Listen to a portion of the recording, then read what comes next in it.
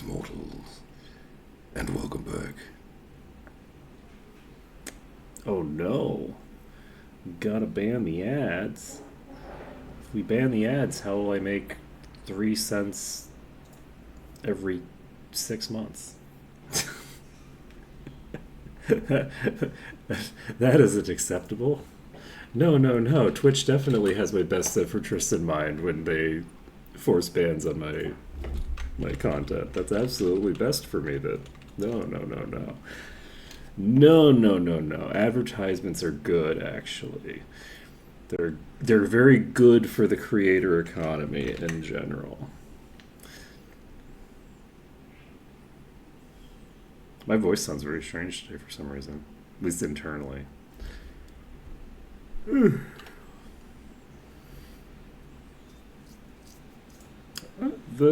can't really disable the ads.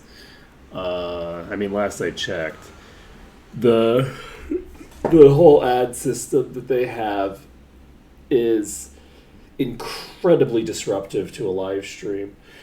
Uh, the because like basically if you have like advertisements, it basically just fully disrupts conversations, mid flow, things like that.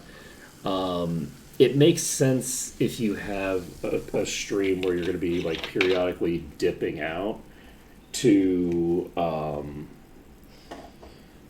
like run an ad when you dip. Like it would actually make sense for me to run an ad break when I like go to the bathroom or something. The issue with that is one, it doesn't make you any money, so why would you bother? And two, it's it's annoying. That's basically it, right? Like I don't think that like the from like the viewer perspective, there's much disadvantage to run it to the streamer running ads when they're AFK. I don't know because like you can mute the ads, but the issue with that is that you can muting the ads doesn't just mute the ads, it also mutes the stream, so you don't know when the streamers come back. So like I can understand from like people that are using a device that is like going back and forth, where they're not paying attention to the device, like they're not looking at it. I could see why that would cause a problem. I have like a second monitor, so if I'm listening to a live stream, I have it up on my second monitor. So if they ran an ad, I could mute it and unmute it quickly. Well, that's the thing, is that higher viewership doesn't make anything from ads either, because you make money from subscriptions on Twitch. People don't make money from ads on Twitch. That's like the Twitch has tried so hard to make ads a thing on their platform, and they just don't work very well. They're just not monetizable by the majority of streamers, from my understanding. So,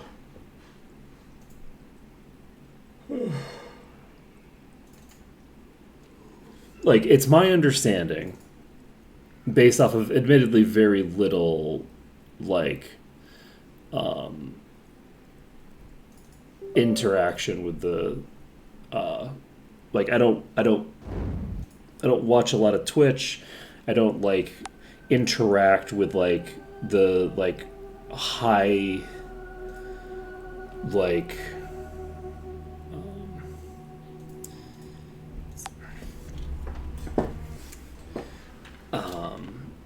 I don't watch like any of the like really high subscriber like Twitch channels or anything like that.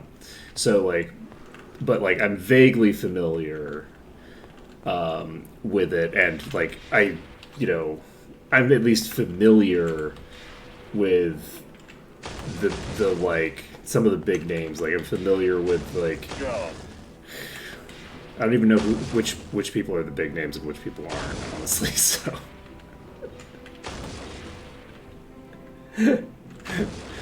but the I don't want to embarrass myself by saying someone that's just like a fairly low tier person. In terms of like some of these people that I know are probably people with like you know, millions of I guess they would be of followers on Twitch, and some of them are probably not that. So can I just?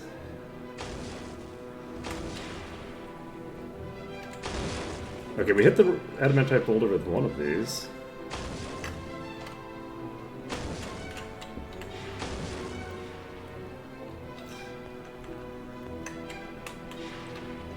Yeah, my basic understanding when it comes to ads in general is that the CPM is so low on digital media that they're really not worth it for actual creators. Even on like YouTube, like you have to understand that like YouTube CPMs have gone down by like an order of magnitude, I think, over the years. Like ads are terrible for online creators, like independent content creators. Ads are not a great source of revenue for them because Google's taking everything. Like Google's just taking all the money.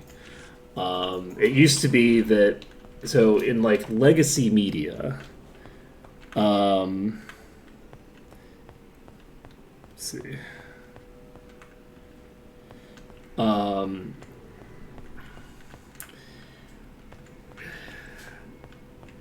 In legacy media, advertisers have a direct relationship with the TV studios, and I guess the thing about it is that also none of the individual creators are making any money from ads, right? Like the people who are actually making stuff are not making money off of ads on television.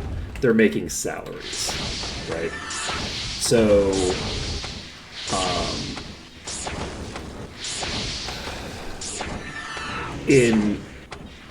on Twitch, the content creators are taking on a role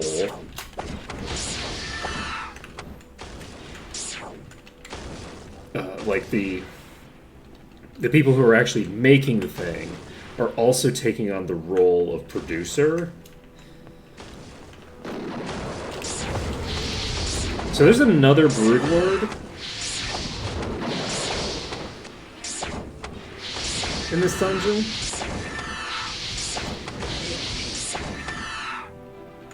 And that's fine and normal. No, it's not another one. It's the same one. Oh god! You're so tall. But you're not actually that tall. Okay. Yes, I forgot about you. Okay. So I shouldn't have probably gone there. I should have just gone straight now. Because now I have to... Do I want to... I'm actually just going to reload for that, I think. Because then I can go grab these. Yes, let's do that. We will reload dungeon. Because I want to be able to leave the dungeon whenever I want. I don't want to kill the... Though, actually, I guess killing the Broodlord there probably would get me what I was looking to get. But that's fine. It doesn't matter. We're going to aggro these. It would also be nice if I could fight that that boss without...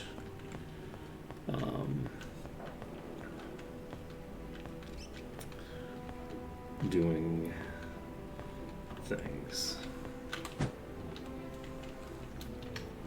Unfortunately, we do have some of those pre-aggroed now.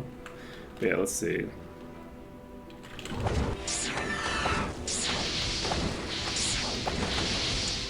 Nice shot.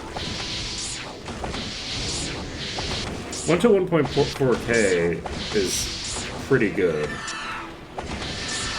in terms of concurrent viewership, to be sure. Like, what counts as a decent amount is broadly dependent on the rest of your revenue stream. And it's just it's I don't know how much higher you would need to get your functional CPM compared to like the baseline to make it a worthwhile proposition, because the baseline CPM is pretty bad. There was a point where the adpocalypse on YouTube, as it has been denoted, was basically a big move by Google to move CPM out of basically being labeled as CPM and into consulting. So the YouTubers lost enormous amounts of money in revenue, and it got moved over to consulting fees for Google ad services. Basically, Google said, okay, rather than paying the people who make the content, rather than paying YouTube, right? Rather than paying YouTube, the content service provider, you can't trust YouTube, but you can trust us, Google, the parent company of YouTube. When we sell you a service to tell you which YouTubers are safe to use, right? So don't trust YouTube. Don't trust that. You can't trust YouTube. What does YouTube know? You can't trust them. No. You have to talk to us. We know what we're doing, and it's just insane. Like, it's just like, okay, we're gonna basically like sell the illusion of safety, of like brand safety. We're gonna sell that idea,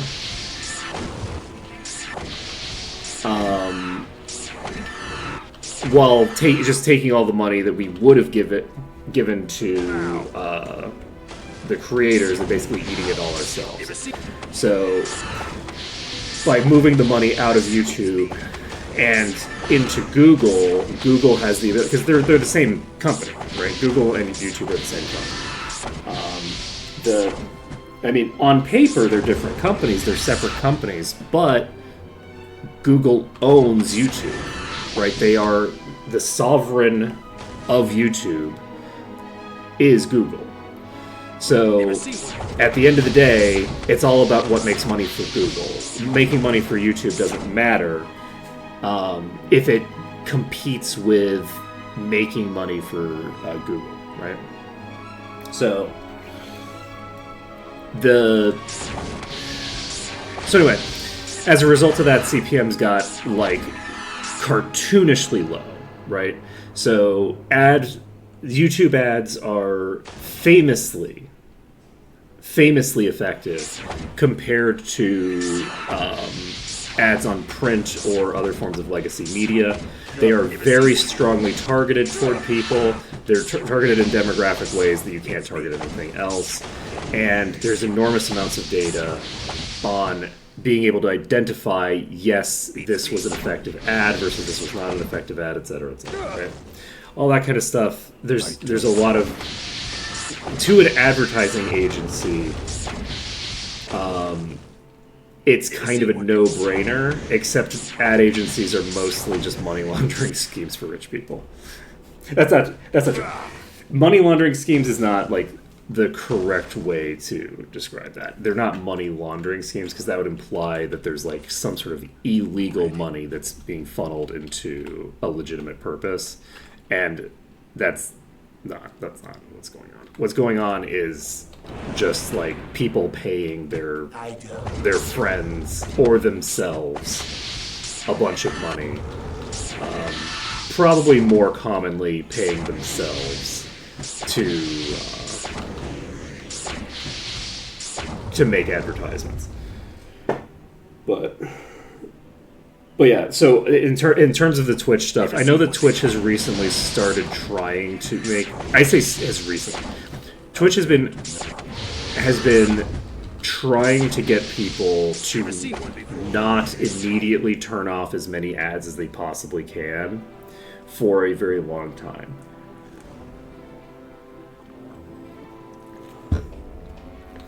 And to my understanding, they have never been particularly successful in that. They might offer, now that they have the package deals that Astro Kitty was talking about, they might be offering some people an attractive enough offer to be something that makes sense for that person.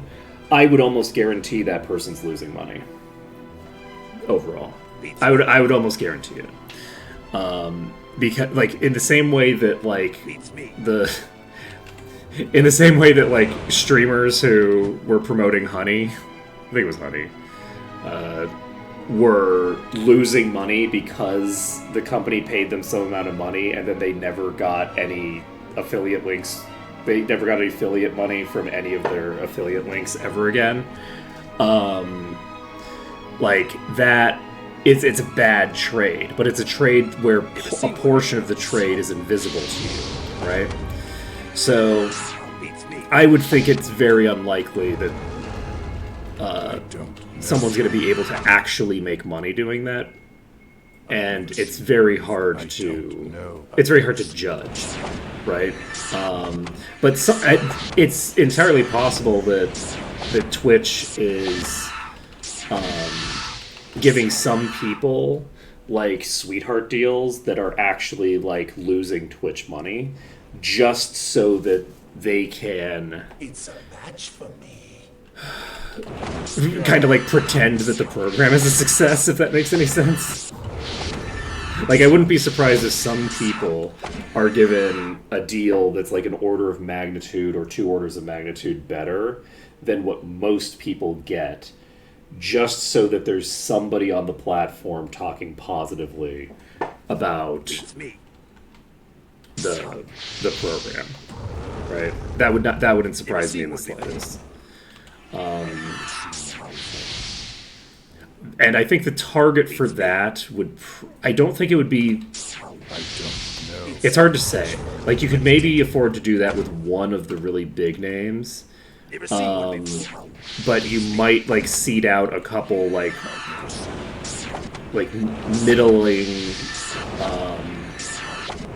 middle-sized channels where it's like, okay, this is, like, a celebrity, but they're not like, I don't know, like Pokimane is one of like the largest content creators on Twitch, right? I think that's the case. Was Pokimane one of like the top earners on Twitch? Like, there's limits to how much you can. Actually, I can switch off of light bolt onto prismatic light. That doesn't help me really.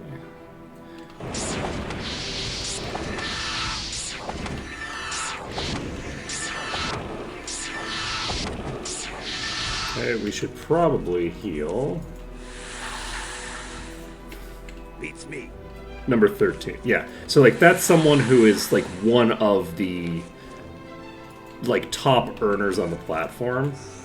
I think you could afford to give a losing deal where you as Twitch lose money to one content creator in that field. But the other issue with it, and this is an issue that that is why it's so baffling how much Twitch wants to make advertising of things on their platform. The other issue is that nobody wants to pay money for a service that has ads. I guess if you subscribe to a channel, you don't get ads anymore, right? So it's like an ad blocker. So I guess that's actually the reason for it. Thinking about it from that perspective, what you're basically doing is paying to turn on an ad block, right? Like that's I guess the thing. So by making the ads more annoying, they are encouraging people to buy the ad block service. So there is a positive incentive in the ad service. There's just also an extreme negative incentive in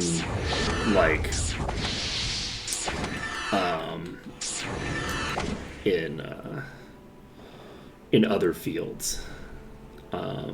Basically people I don't know. are more likely to just walk away, disappear.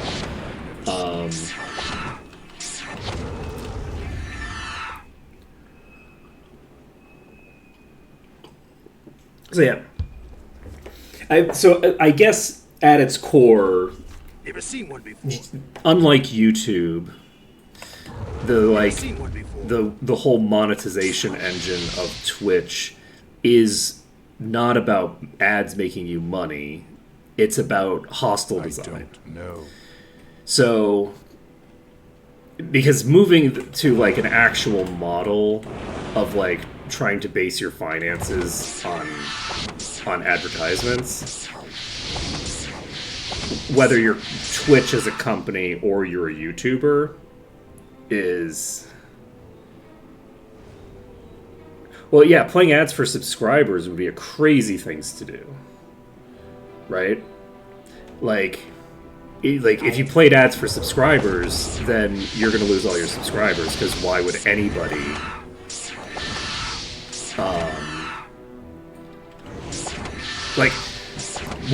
the part of the cost, the benefit analysis of getting a subscription is that you don't get ads.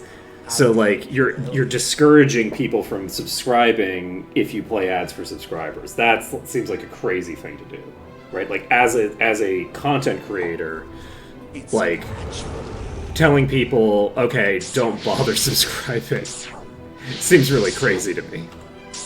Never seen one before.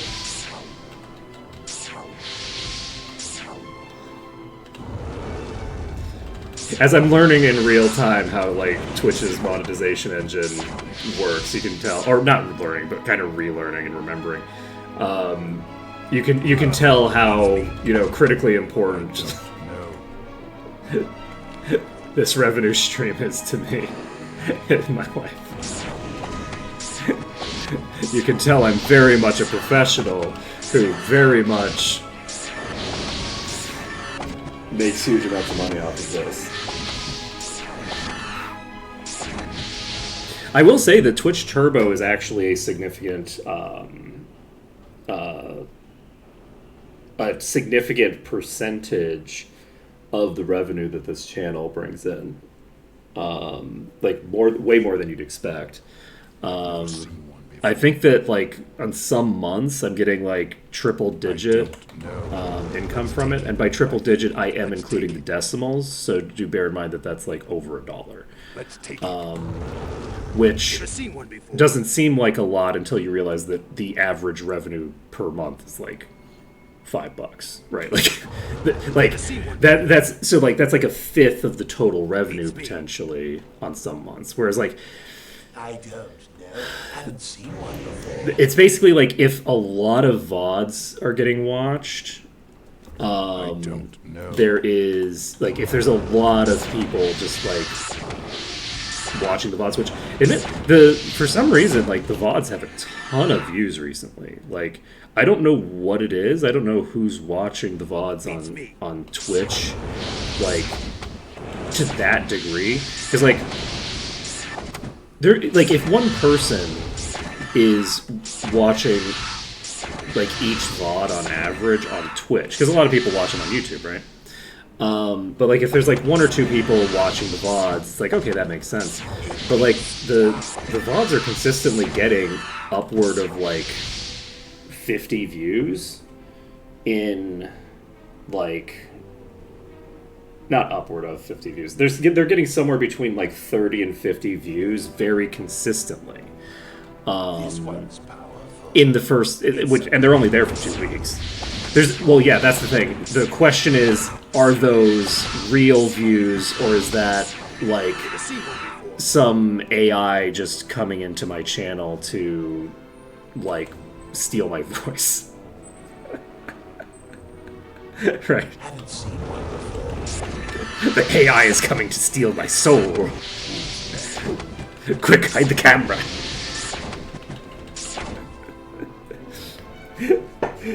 I kid, but there is a reasonable suspicion that a lot of the views on things like VODs are going to be coming from like non-legitimate sources, where it is just like some algorithm sifting through to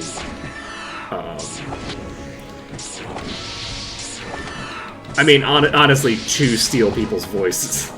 Honestly, like that's not a completely inaccurate way of describing it. But it's not like they're going to use any individual, person's voice that they're sifting through, directly. It just feeds into the ability to do. This one's powerful. Yeah. It's a match for me.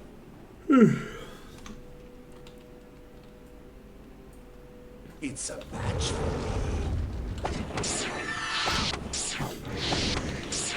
me. Give me 1 second to Google this term to make sure I'm thinking of the right term and I don't say something else entirely.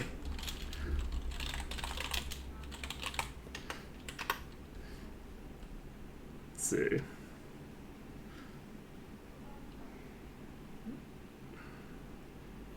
I don't want the book. I want the thing.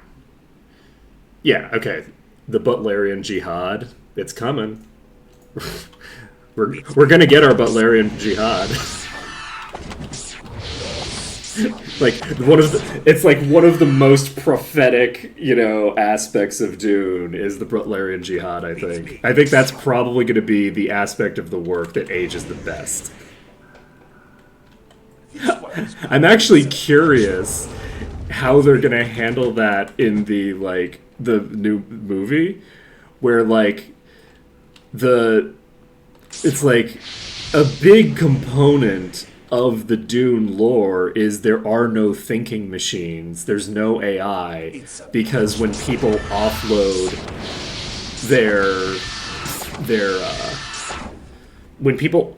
their decision making to a machine, the result of that is mass slavery. This one. If I'm recalling correctly, the complaints that people had about the whole thing and that why they needed to do the revolt against the machines is because they were all being enslaved. This one's powerful. Right? And they couldn't fight back because none of them had any bargaining power because the machines had all of them. Because the machines make all the decisions. You didn't need to educate anyone because nobody needs to do anything that requires intelligence because all the decisions are being made by the machines, right? So, I don't know. it is funny that because of how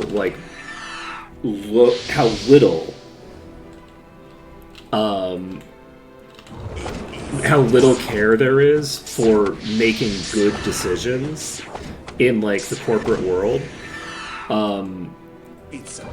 the idea of having a machine that makes decisions badly, but which you don't have to pay, you just have to pay a subscription fee to some other capitalist,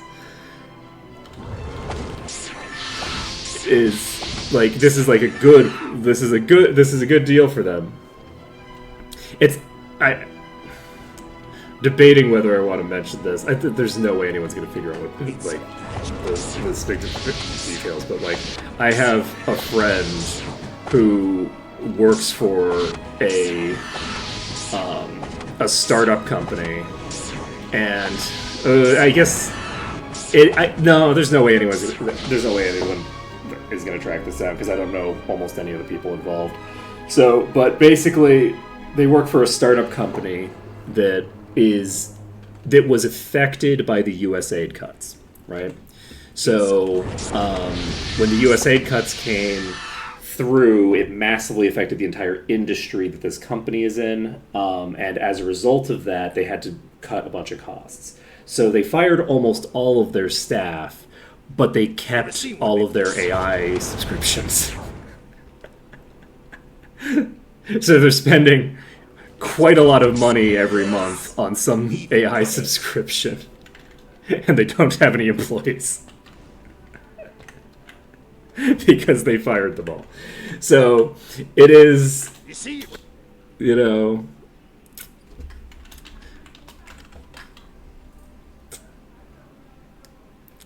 it is a good idea. It's a good idea to engage in a little bit of a Butlerian jihad every now and then and again. You know, every now and again, for a treat, we can do a little jihad. But yeah, bear in mind, I don't know the details of the Butlerian jihad, so I can't like talk about it more than just in the most vague terms. I just think it's funny that like I keep hearing people talk about, hey, you know, Butlerian jihad's sounding better and better every year. And I do, and the thing is, it's important to remember that none of this is inevitable, right? Like, there's a lot of behavior that, you know, is illegal in the world, and a lot of that behavior that's illegal is fundamental to making AI work, like the way that we're doing it, right? Like the ChatGPT style of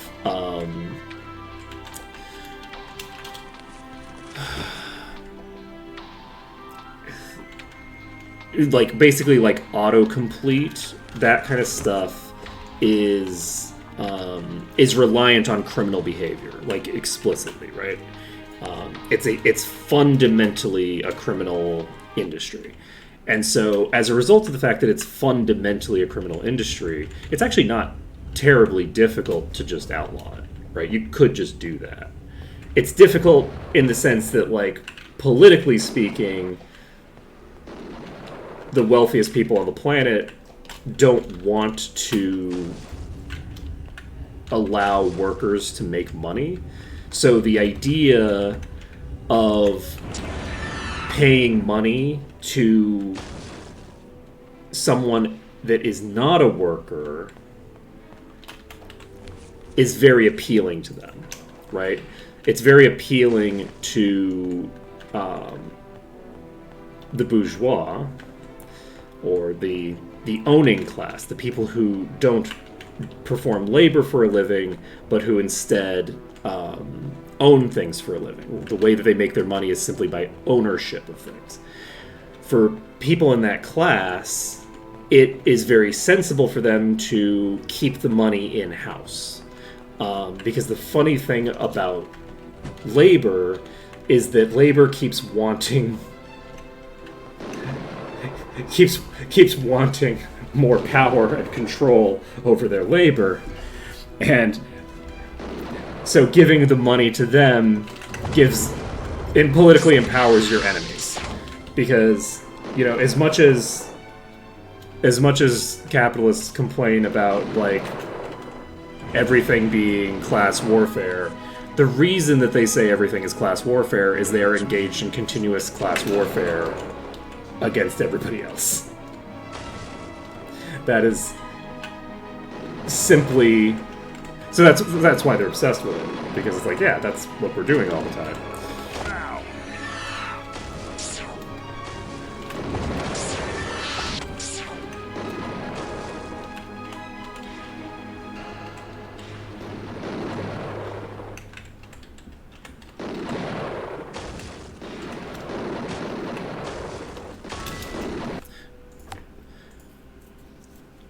But, yeah. I do think that, like, the idea of, like, oh, we're all on the same team, when, like, you're talking about, like, the person who owns the company talking to the people who work at the company, that is, like, Ready to use. Is such a huge red flag for a society to believe. Because it's obviously not true. Right? Obviously, the person who owns the company profits off of profit, and profit is surplus value. That's what profit is surplus value being extracted from the workers. That's what it is. It's the only thing it can be, right? You can describe it in other ways, right? But there's no way for it to not be that, right? There's somebody working, and that person who's working is generating value, and there's a bunch of multipliers on that value that exist.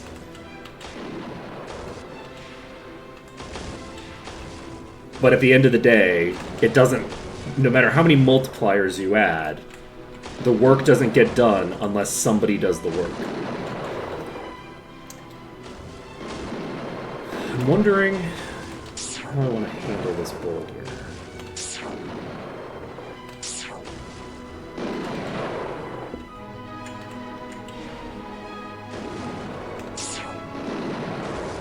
Yeah, assigning human traits, I shouldn't say human traits, but because reasons, but assigning personhood to a corporation is an extremely, like, ridiculous thing to do. Corporations don't have beliefs, right? Like, the idea of, like, oh, the corporation has corporate values. There's no such thing as corporate values. A corporation doesn't have feelings. They don't believe anything. A corporation is a bunch of people who are paid to be there. And then owners who are paid for all the money that they extract from the people who do work there, right?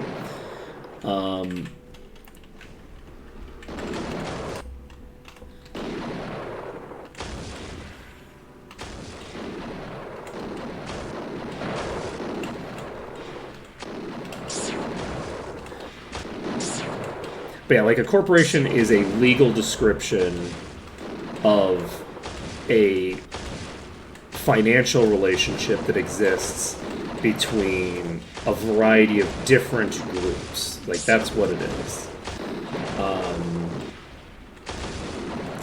And those don't have feelings. Neither do nations, neither do states.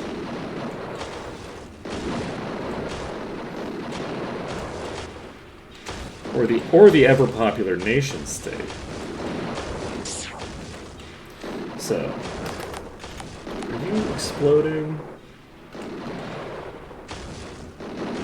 Is that hitting you directly? I think it is. That one didn't. So not all of them are hitting.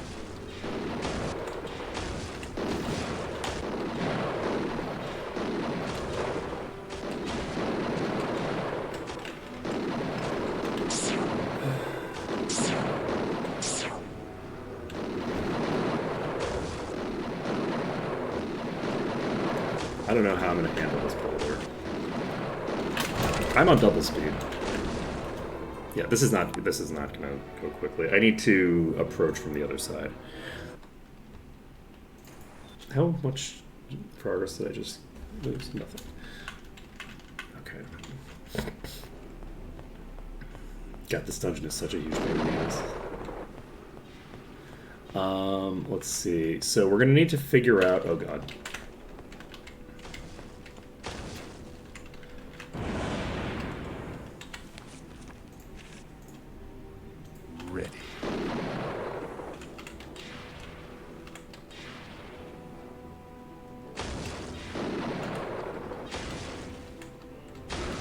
I think this might be a good angle. Looks like it's a good angle. So we should be able to get this done. What time is it? No. Okay, those are hitting here and stopping for some reason. Why are you stopping now? I didn't change my... Didn't change my angle at all. Why are you not...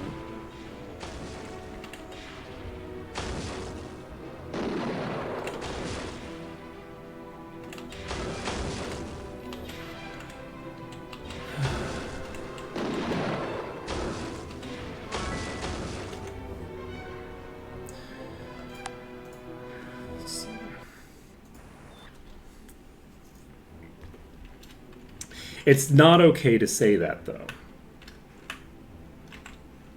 It's not okay to say that. The reason that corporations engage in cult-like practices is because they want the same things that a cult wants, right? A corporation wants to extract all the surplus value they can get out of you. They want to pay you the minimum possible that they can pay you. This is definitionally, this is just every corporation definitionally wants to pay you the smallest amount of money that they can for the most amount of work they can extract. And that isn't just in terms of hours. That's in terms of doing the job correctly. It's in terms of giving a shit about what's happening. And like, I've never seen one before. there's you can't buy loyalty without paying money. You have to like spend some money if you're gonna expect to get some loyalty, right? And if you're only, saving grace is like, if the only thing that you're able to, sell yourself on is that, right? If that's all you offer people is money. So what they offer instead of just offering money is they offer community, right? This is why like Google runs itself as a cult. It's why they all have fucking corporate compounds that they don't want people to leave. It's all that stuff is not incidental, and it's not like optics and vibes. It's carefully crafted behavioral control, right? That the purpose of it is to be a cult, right? Like, it's not incidental that it looks like a cult. They're doing cult programming deliberately. So, like, it's important to remember that, like, they're not, like, incidentally replicating exploitative structures, right? It's not an incidental that that's happening. That's the point of the structure they're building, is to exploit you.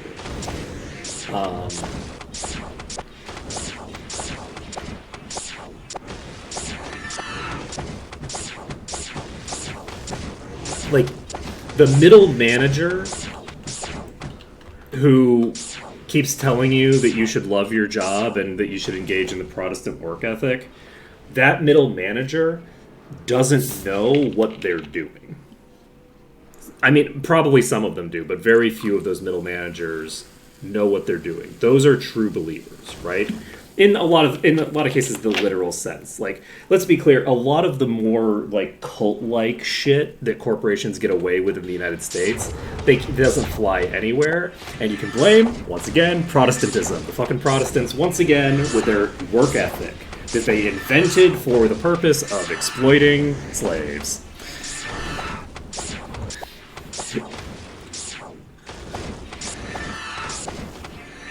You know, it was illegal.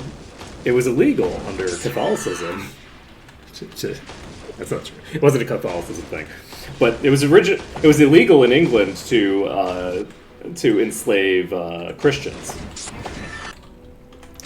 The Americans had to do away with that because it turns out that converting people to Protestantism is a great way to exploit their labor because of the whole Protestant work ethic thing.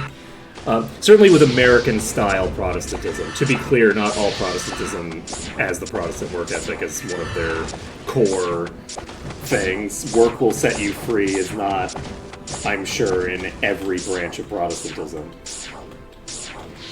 But that dynamic is sort of fundamental to the way that American society runs.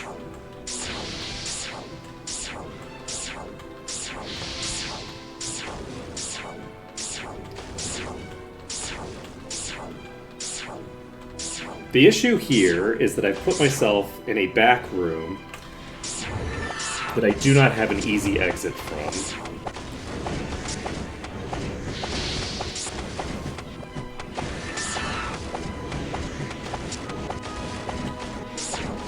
Yeah, a larger component of why America is as culturally blighted in terms of like its relationship with capital than Europe is because there's a lot more money being thrown into making America worse, right? Like, there's a lot more money in making Americans feel a certain way than there is in making French people feel a certain way, right?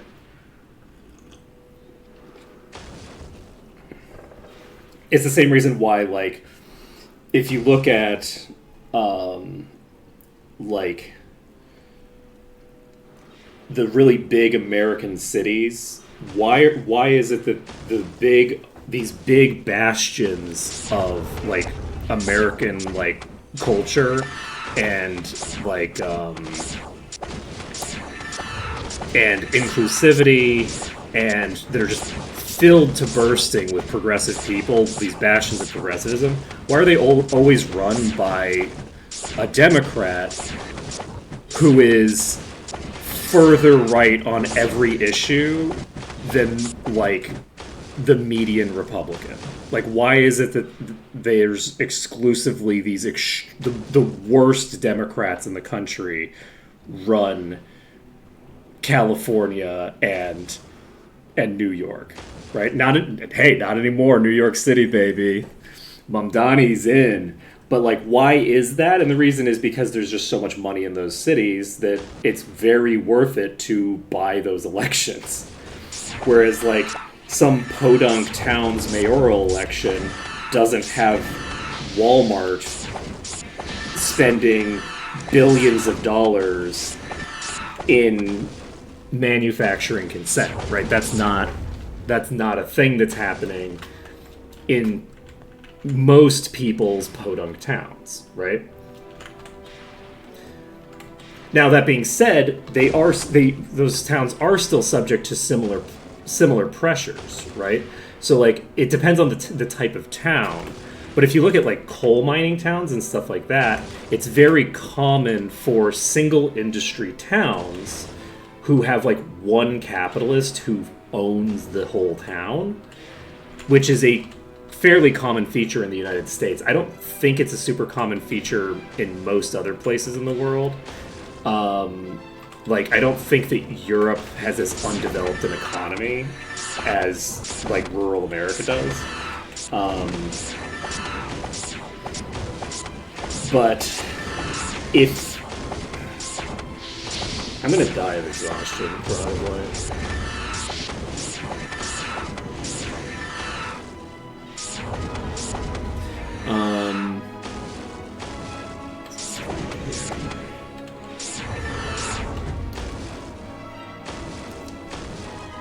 But anyway, I could be wrong on that. Like, I don't know how many coal mining towns there are in certainly Western Europe. And even in Eastern Europe, I don't know how many towns exist solely for the purpose of propping up, like, a single industry, right? Like, a single extractive resource is the whole economy. I don't know how common that is. But in situations like that, it's very common that the person who owns the business is the mayor. And the reason for that is corruption. Like, it's just like, okay, well, if anyone ever hears you say maybe we should vote for someone else for mayor, you lose your job at the only place that hires anybody in town, right? Like, there's this massive amount of control that that extractive capitalists, which is to say that capitalists who own a mine, right, where you're taking a resource that's in the ground and it's fundamentally tied to a local space. There is no way to compete. There's no way to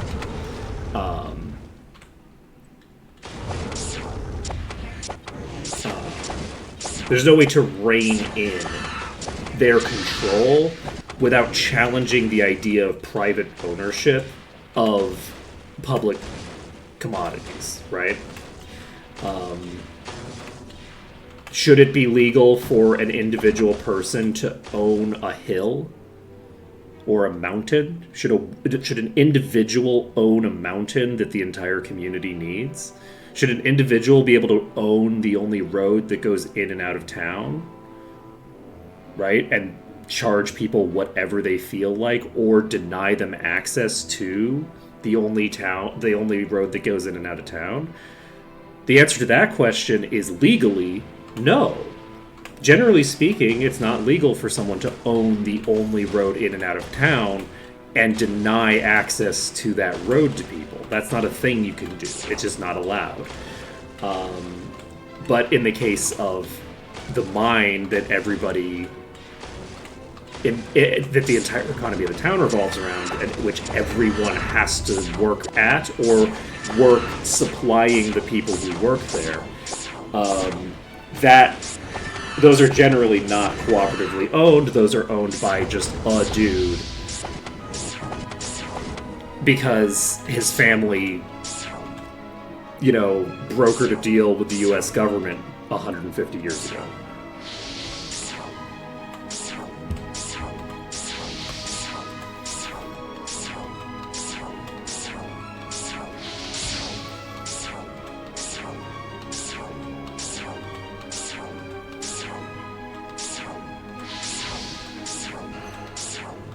Unfortunately,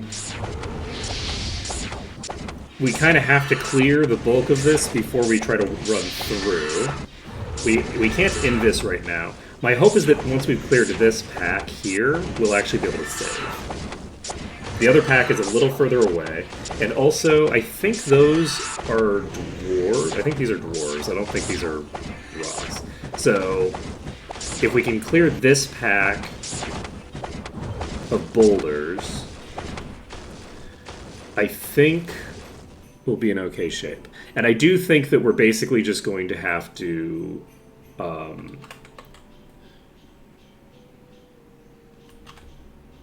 handle this in the extremely slow and painful way, as opposed to just doing... I don't think we're going to find a clever strategy that allows us to consistently hit the same target over and over again with any degree of regularity. The only places where we found where we could get something like that going, it didn't work anyway, because it would directly hit the target and still not actually cause any damage. So I don't think there's going to be a consistent method here. I don't know if there's any more boulders in that pack. I have a suspicion that there are not. What witch ethic thing? That's so vague.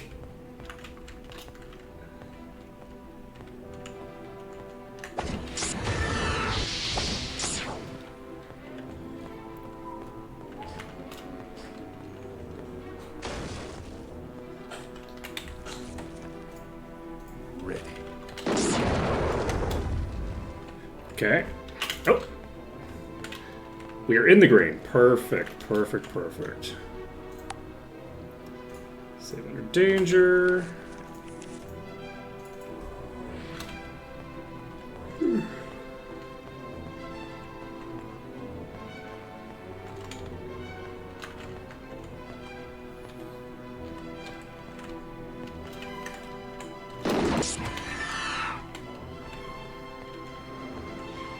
We have a lot of food.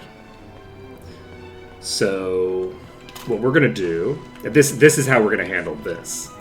So for a room like this, we can actually handle it by just saving under danger.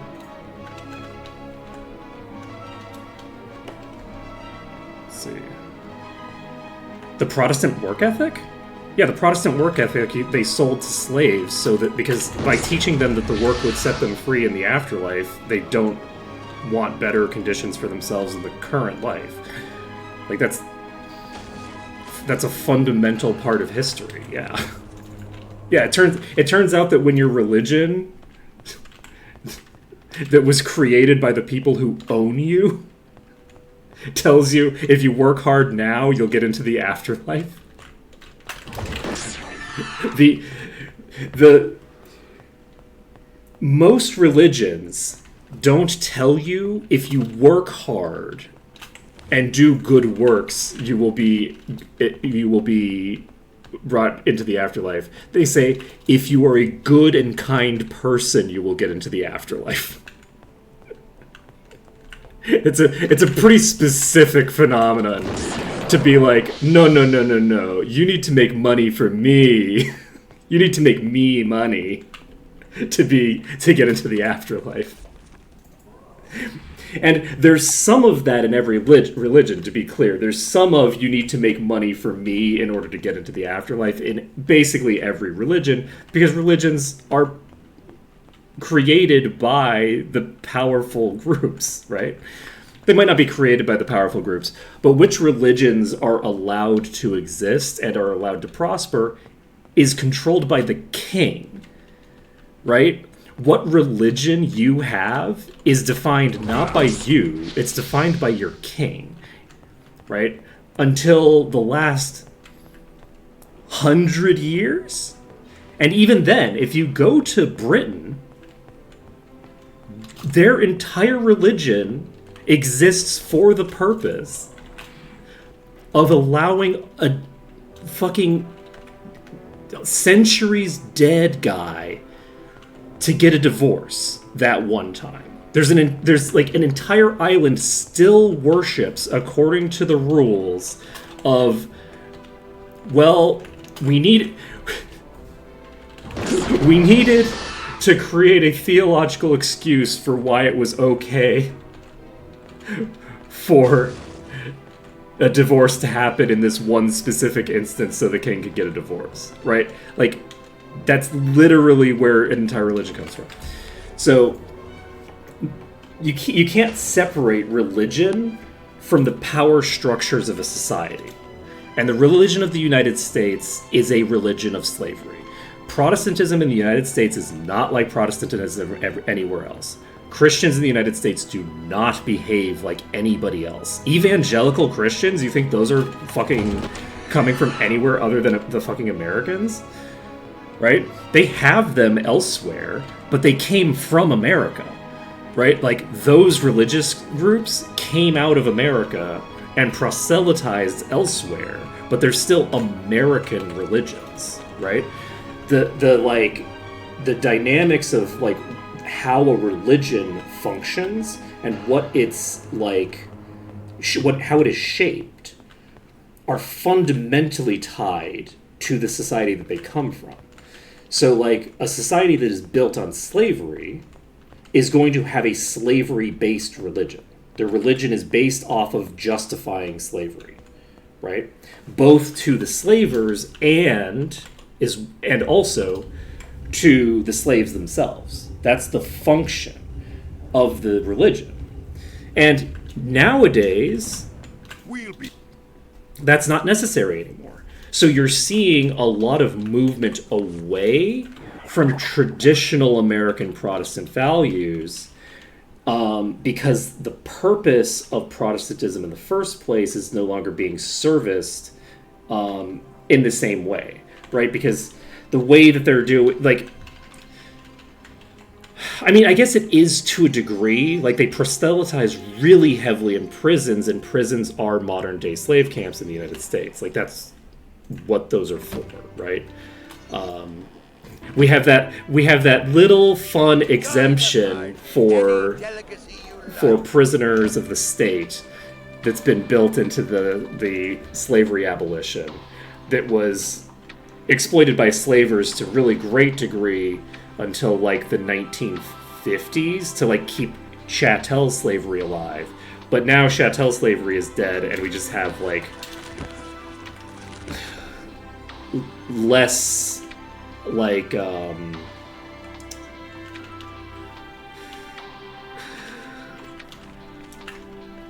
less ownership-based forms of slavery in the prison system, right? The prison system is about getting the same kind of labor out of a population that will shift from year to year. And sure, demographically, we're going to, ensure that we're always locking up certain groups of people more than others. But that isn't going to hold true forever either, right? America hasn't had to America hasn't had to justify chattel slavery in a long time. So racism was invented for the purpose of justifying slavery for the Portuguese. It was invented by a French dude for the purpose of justifying how slavery can be allowed to for the Portuguese crown. Like the crown of Portugal said, please tell us how we can justify this thing. Write up an ad for why this makes sense. And dude comes up with, okay, well, certain groups of people are intrinsically different than other groups of people in their fundamental, like, physiological makeup because blah, blah, blah, blah, blah, right? Fully invented in whole cloth the concept of slavery. It did not invent the concept of bigotry by any stretch of the imagination, did not invent the concept of persecution based off of ethnicity, which was already a thing, right? Where, like your cultural and historical background, things like that. But the thing that makes slavery unique is that slavery needed to persist generation to generation. No. Racism wasn't invented by the French. It was invented by a Frenchman for the purpose of justifying slavery to the Portuguese crown. So it was invented for the Portuguese. The person who did it was incidentally a French dude, but he wrote a book and that invented racism. It didn't exist prior to that. You have to understand, racism is a very specific thing. The concept of genetics, the concept that like the different peoples are different fundamentally because of their birth order and shit like that. Birth? No. That is not an old concept. That the whole concept on which racism relies is a fundamentally modern concept. Again, bigotry and like ethnic oppression has always been a thing, right? Like if you're talking about like, oh yes, people persecuting ethnic minorities, absolutely, that's always been a thing. But that's because of like people's culture. That's where that's about their culture. That's about their like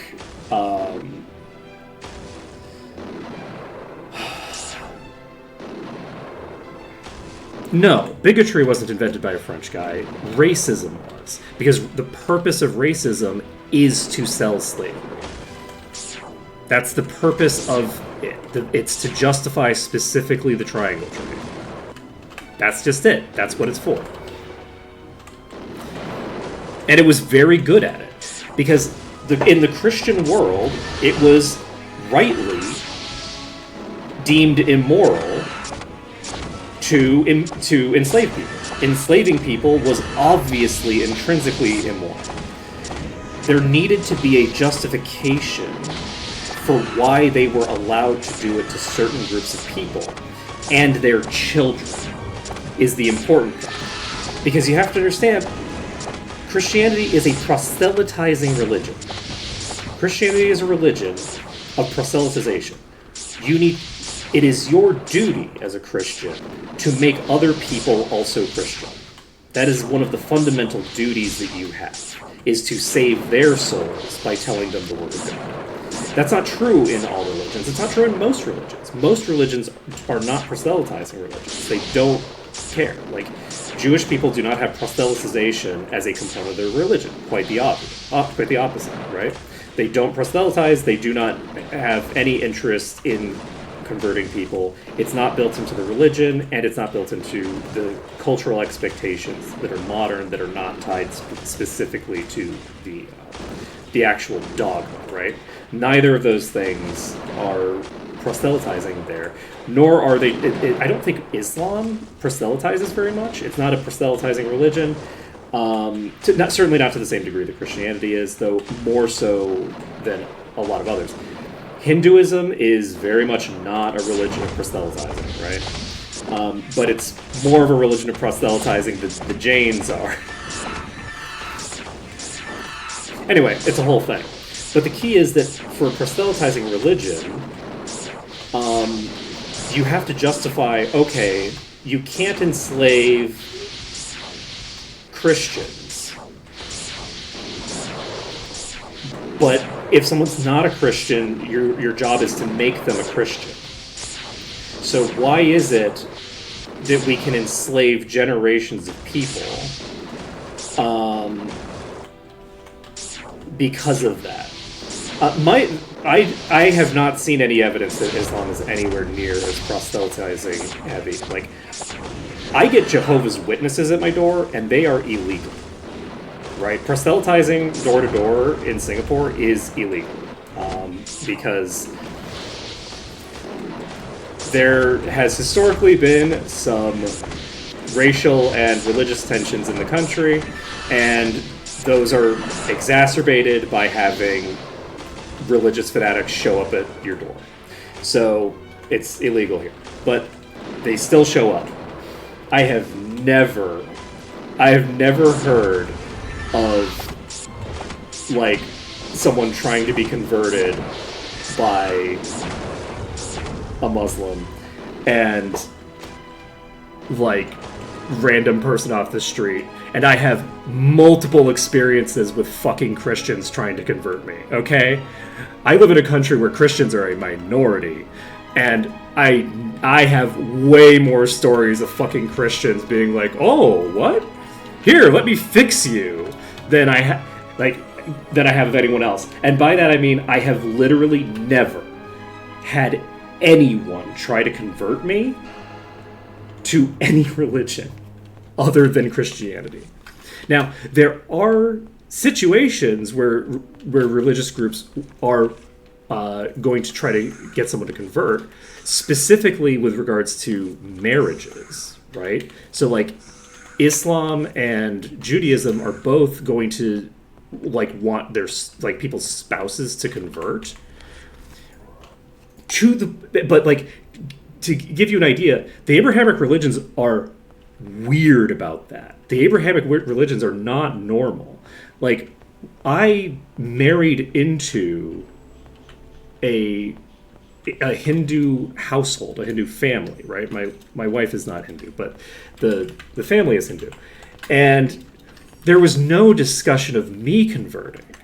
There was repeated discussion of, oh, are you going to have to convert to Christianity because your husband is Christian? He's not Christian.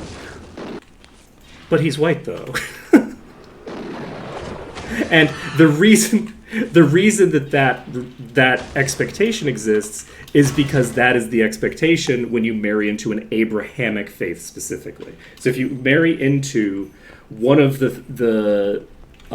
if you marry into a Muslim, Jewish, or Christian household, there is an expectation that the family has to pick one, and that's going to be the family's religion. That is the expectation in Abrahamic faiths.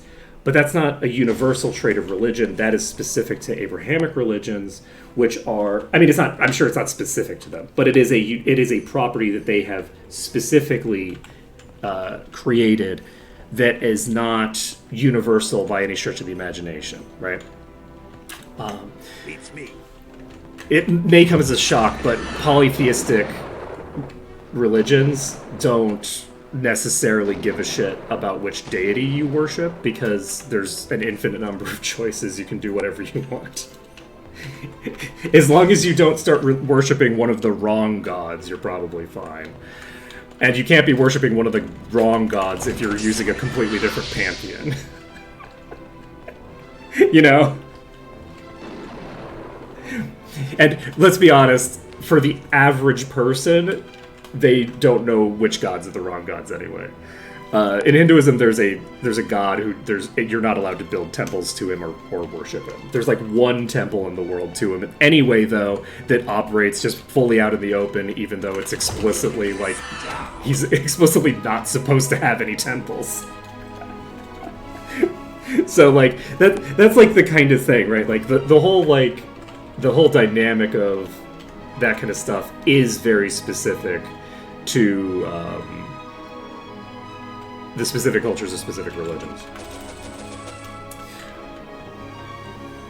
But yes, anyway, yes, racism was invented by a French guy. I don't remember his name because I'm terrible with names. And it's an interesting factoid in history because, like, people think of it as this universal thing, and it's like, oh, well, didn't, like, such and such group persecute such and such other group, and it's like, yeah, like, one group of people that was right next to this other group of people that had separate, like, cultures and states had ethnic tensions between them and potentially generations of ethnic tensions. But that's not racism. That's like ethnic bigotry. That's a different thing. Like being bigoted against someone because they are French is not the same thing as being bigoted against someone because they're black. That's a different thing, right? Being bigoted against someone because they're from China is not the same thing as being bigoted against someone because they are ethnically Chinese. Like going up to a random New Yorker and like treating them like they're like some fucking like random like drone of the People's Republic of China or something, that's not normal. That's not a thing that existed because how could it? It's just not a thing that was possible for most of human history. People didn't have like, oh, okay, we've got like anyway, it's a whole thing. But remember, it's important to remember that like Japanese people were considered white originally. They were considered white by the Europeans. They just were. They were considered the whites of Asia. It's like, oh, we found a collection of whites over here, right? And it's because of the specific like geopolitical shit that was going down. And then they decided. Do you all see what I just saw? Because I just saw something very nice that definitely indicates that we deserve good things. Okay. They dropped something very nice there. Yeah, like all of that kind of stuff is very much part of a specific cultural moment. You can point when you think of any sociological phenomenon. There's a point in history where people invented it. It was created by someone for a purpose. And that's not true for literally everything, but like if you think about the modern state, if you think about like, oh, okay, we have a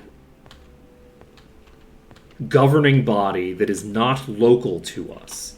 We have these foreign people from a foreign land who can send in their, soldiers to round up and arrest people.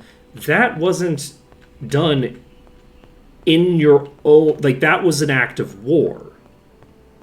People would defend themselves, right? That's not like the shit where you have like fucking ICE showing up at your doorstep. That's a modern phenomenon. You didn't have federal police 200 years ago. That's just not a thing. Napoleon invented that shit. Maybe not. It might have been the Sun King, honestly, but I don't know. It seems like the kind of thing that the Sun King might have invented, but probably not. He was busy with his orgies. So, but Napoleon invented a lot of the stuff that we think of as basically like a normal part of what a nation is. And the reason is because Napoleon kind of invented the nation, right? And that's not entirely accurate because China has been a nation for a very long time, right? It's been distinctly a nation for a very long time, with all of the bureaucracy and the centralized power that entails and that implies, right? So China has been a coherent nation for a long time. It hasn't been a state forever, but it has been a nation forever, right? Not forever, but again, like for a very long time. But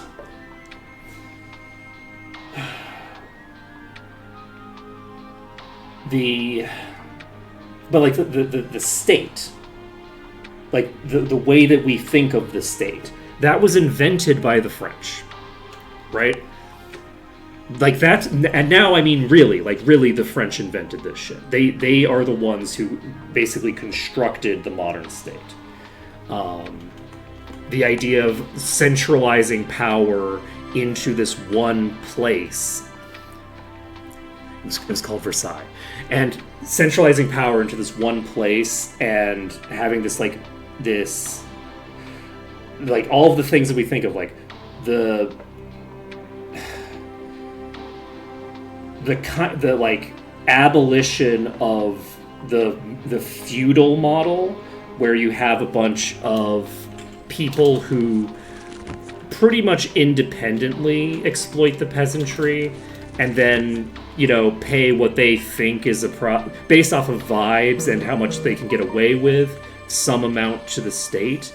Like that's what we had for a very long time, or not to the state, to the king, right? To whoever's in charge.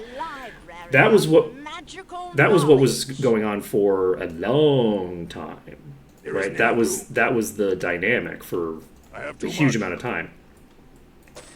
And where it's just like, oh yeah, you have so much power in the hands of these local nobles. But that ended recently. It's good to have. That's a very recent thing to have changed. It's not like an old timey concept to have like the agents of the state knocking on your door. Like the king's police, which they didn't have police, but the king's soldiers were not showing up on your doorstep. Your baron's soldiers would show up at your doorstep, right? Your count's soldiers would show up at the baron's doorsteps. The duke's soldiers would show up at the count's doorstep, and the king's soldiers would show up at the duke's doorstep. The king's army was not for you, right? That's not what it's for. The king's army is to control the dukes, and the duke's army is to control the counts, and the count's army is to control the barons. That's the dynamic, right? That's how feudalism works. A modern state, the king's soldiers are for you. They're for you personally. They're to hold you personally accountable, because there is no count. The state has a monopoly on violence, which is why the state is defined as the entity that has the monopoly on legitimate violence within a society. Prior to the invention of the state, we had feudalism, and nobody had a monopoly on violence. The king's soldiers could show up, and they could do whatever they wanted to you. They're the king's soldiers. The duke's soldiers could show up, and they could do whatever they wanted to you. The count's soldiers could show up, and they could do whatever they wanted to you. Right? The baron's soldiers could show up and do whatever they wanted to you. None of those entities, which are all separate entities that do not have the same motivations, they do not have the same principles. All of those entities that are all at odds with each other. The baron wants to exploit you for all you're worth, and they also want to give as little as they can to the count. And the count wants to rip off the baron for all he's worth, or which he got from you. But the count wants to rip off the barons for all they're worth, but also wants to give as little as possible to the next tier up. There's a hierarchy that is explicitly at odds with each other.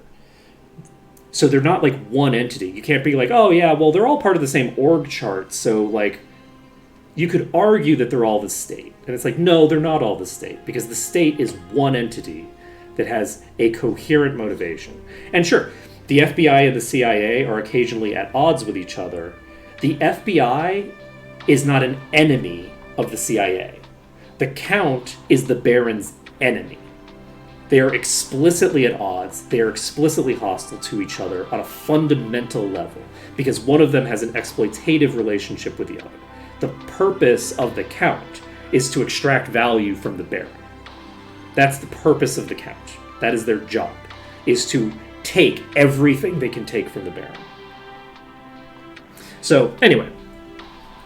Leave it. Worthless. Yay, history!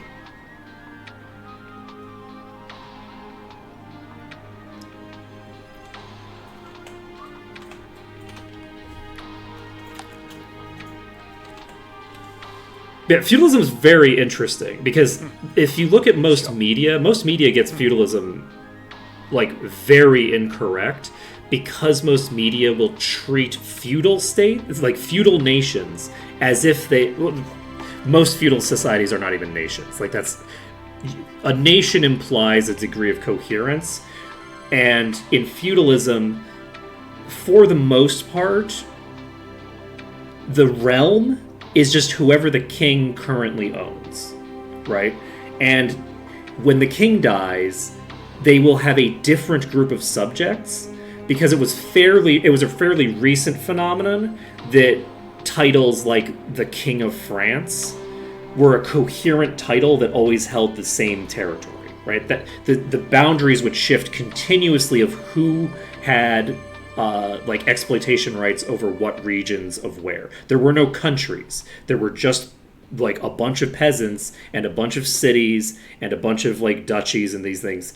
But like the boundaries of all of these things, including things like the duchies, like what counties are within this duchy, it shifts over time, because it depends on like the inheritance cycle, and like, okay, this person inherited this territory, but on their death, the inheritance laws of this place, which are different than the inheritance laws of the other titles that they hold, will pull that title away from them. That was how things work. And of course, you had, you know, it was fairly recently that primogeniture was invented. What the fuck?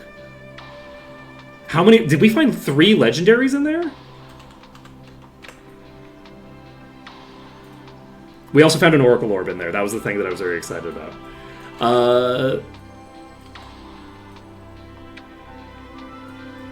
We found a Legendary Spear. So threshold HP to determine death and eradication depends on SP instead, if higher. That is very, very important for us. I don't know if we will pull that off. And we have this, which is extremely important. This has speed and accuracy. So this might actually be something that I can just give this to you, and it gives me a slight boost because it's going to give me the luck. So let's just do this. That makes this easy. You don't have a thing that does that natively, right? Yes. So we now have a bunch of people that do percent base damage. Let's see.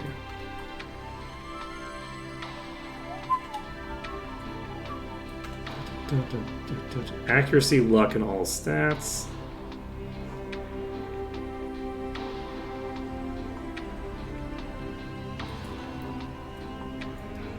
Do you have a larger...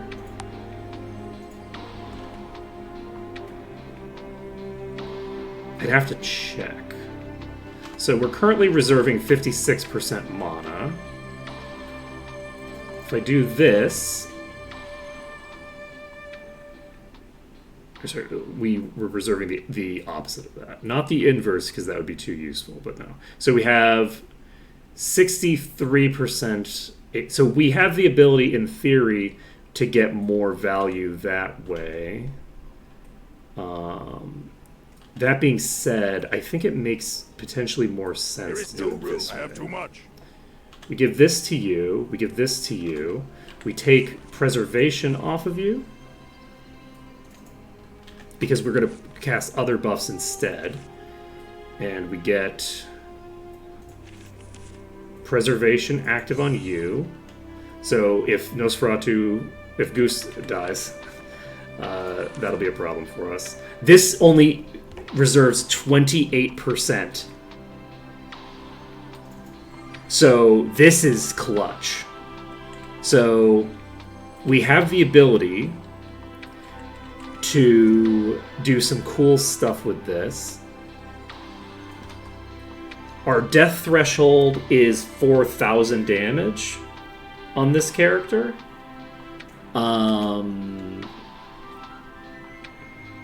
Which isn't really that big of a change. And Goose is still very squishy, but that's fine. Mercenary Guild map, 371. Jump. Okay, so this is gonna be a nice big upgrade for us. And we had less HP before, right? Okay, we have 2,000. Yes, we had less before we equipped this. We had less HP than we had mana.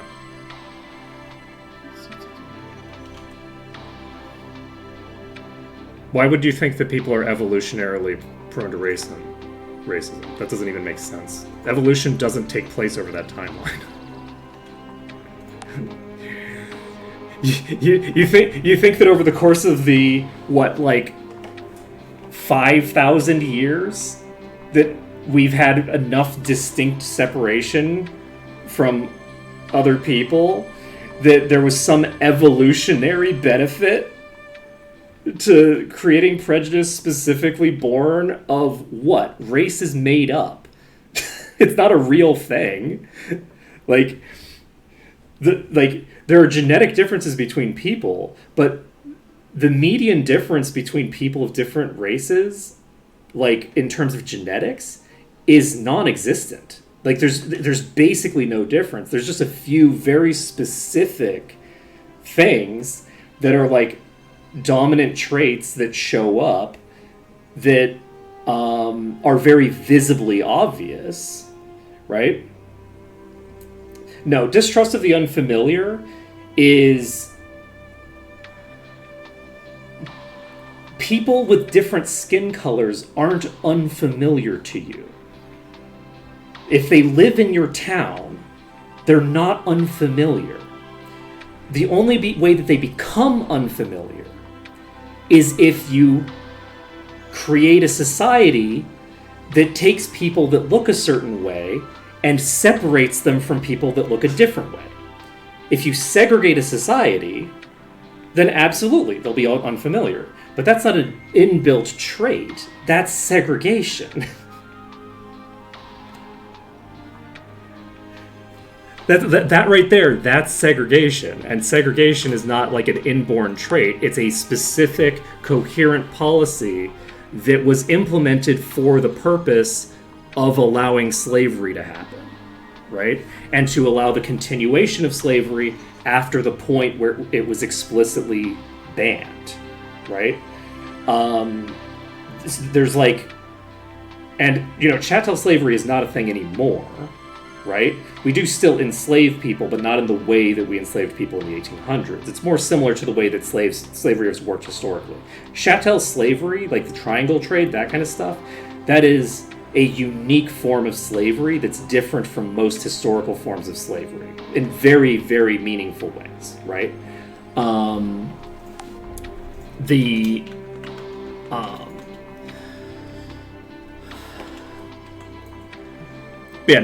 idea that someone is unfamiliar because they have a different skin tone from you is insane. That's just not an intrinsic component of anything. People who stay inside have very different skin tones than people who go outside, right? You think a random Japanese person looks different enough from a French person that if you saw the two of them and didn't know how to make the categorical distinction between what Japanese features are and French features are, or European features, white features, for lack of a better descriptor. You think without a cheat card of having a racial category that you would have any fucking idea that this person is not from here? That they're from some separate bloodline? No. No one knows, no one gives a shit. Right? It was specifically created for that purpose. The only people who saw foreign people of different races to themselves with any degree of regularity for most of human history were Chinese bureaucrats and really wealthy. Even the Chinese bureaucrats, I don't know that they would, because because the trade is all happening through proxies and shit. Someone's not traveling from India to China in almost any circumstances. The goods are trading, but like, you're not going to see a lot of that kind of travel happening. So like, nobody's seeing anybody who is not localized. And by localized, I mean like, they're just, whether they look different or not, they're still locals, right? They're still from here. That's just normal. It was the creation of specific forms of colonialism that created permanent othering relationships. And I do mean permanent. Obviously, if a group of travelers shows up on your doorstep, and by travelers I don't mean the ethnic group, by travelers I mean people who are traveling. If a group of Maori show up in Australia and decide to stay, for like a generation, there's an othering component to that of like, okay, well, these people are not like everyone else, and then they've lived there for a generation and they're just your neighbors, right? That there's no the concept of like those kinds of long form like prejudices relies upon there being the capacity for such long-term prejudices to exist, which is a fairly modern phenomenon, right? Like there's the whole like, what happened to the Roanoke colony? It's such a mystery. It's such a mystery what happened to the Roanoke colony. Oh, what happened? They fucking left. They fucking left. They went to Roanoke. They wrote it on the tree. They wrote a letter saying where they went. And when you came back 3 generations later, you saw their children. Like, but people don't want to accept that because by the time people came back to it, and as people are looking at it from a modern perspective, the idea that Europeans would just join the existing settlement of natives who know what they're doing rather than die because they don't know what they're doing is actually alien to people. And as is the idea that you couldn't tell the difference. That like, okay, once like these people have like married in, once they've married into this other population, they've merged these populations, they didn't stay separated. They just became one population within a couple of generations of like racially ambiguous, locals, right? It's like, oh, well, we have a bunch of locals who for some reason occasionally have blue eyes, right? Like, it's a crazy thing, right? But that's like,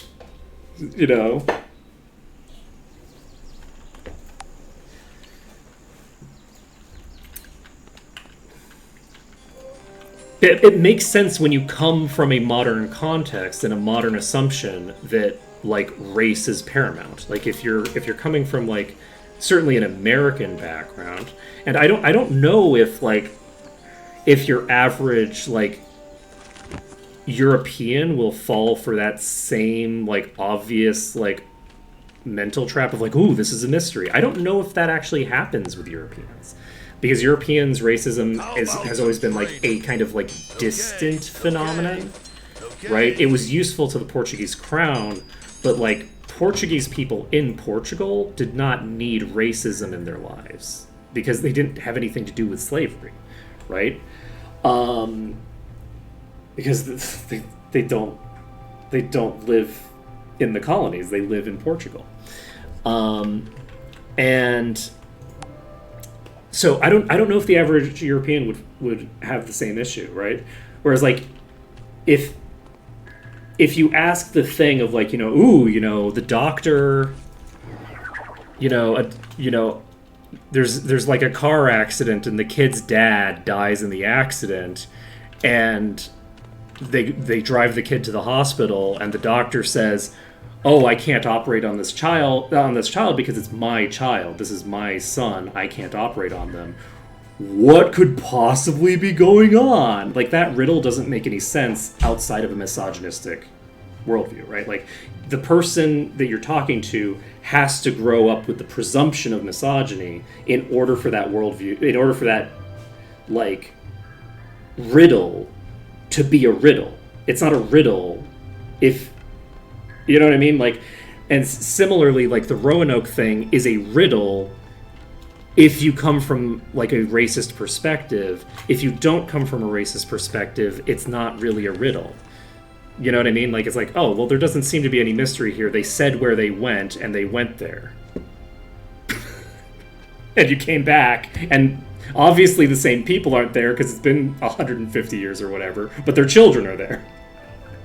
Right? And it's like, but they're not Norse anymore. And it's like, well, of course they're not Norse. Why would they be Norse? They haven't had any contact with Norse culture in 150 years.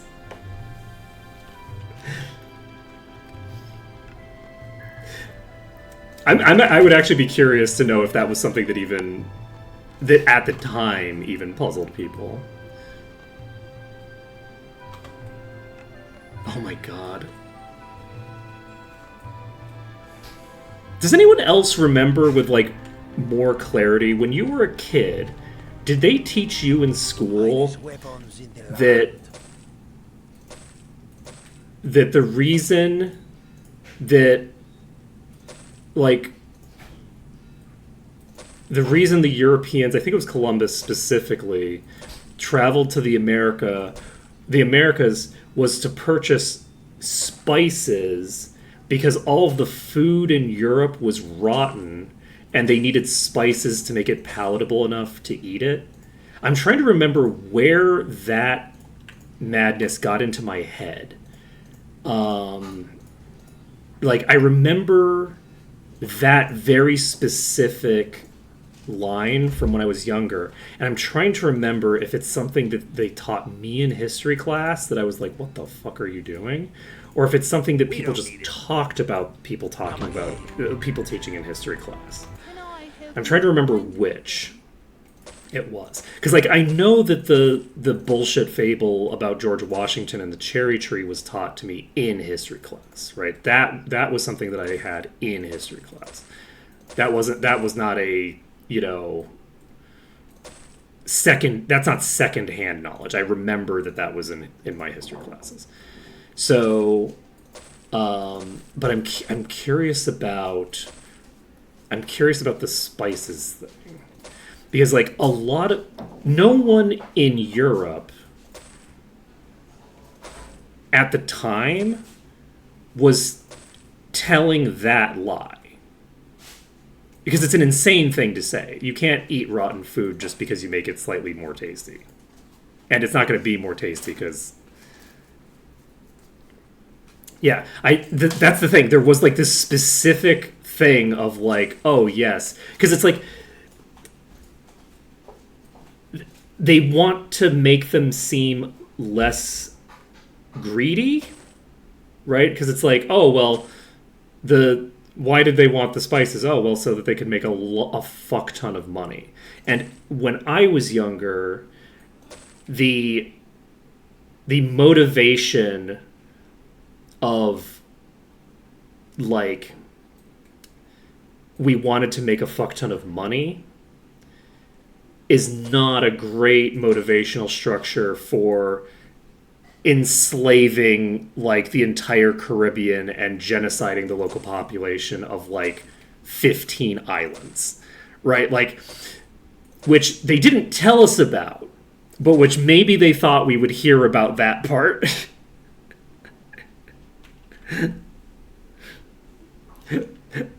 That, you know, like they might have thought we'd eventually hear about that. Hey, Doja Cat. But yeah, I'm trying to remember whether that's apocryphal or whether that's a thing that, like, you know, I think I'm using that term correctly, but I should probably look up the term apocryphal and make sure that like, I'm using the term apocryphal as, like, the stories people tell each other, where it's like, this is, like, probably based off of someone's real experience, but, like, it's like a few steps removed from the direct experience. Let's see if I'm using this correctly. Have I Been Led Astray by Brennan Lee Mulligan.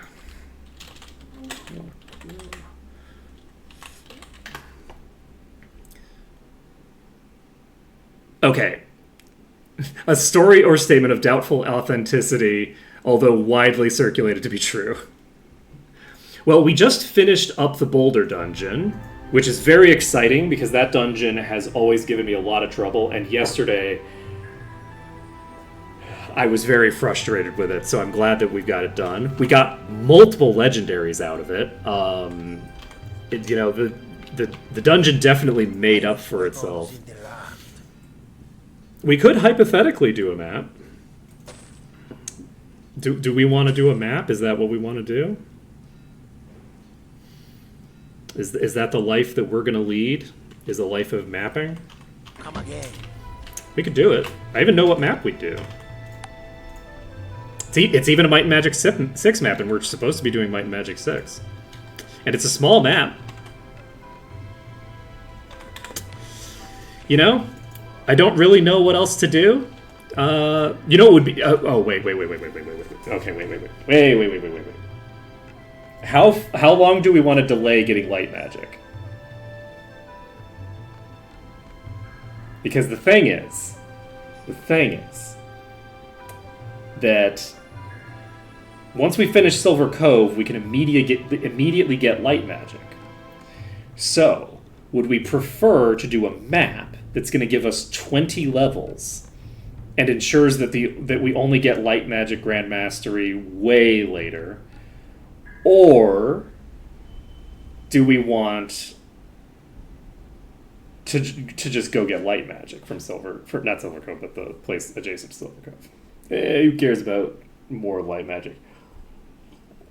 You know who cares? Junglefowl cares. Okay? Rude. It's disrespectful to poor Junglefowl, who has only ever tried to do their best. Do their very best. In the difficult circumstances that we have given them. You know, Light Bolt doesn't seem to scale with Mastery. I mean, it gets a faster recovery rate. There's no effect for Mastery on Day of the Gods or Day of Protection. Oh, we should check if this place has our power available, actually.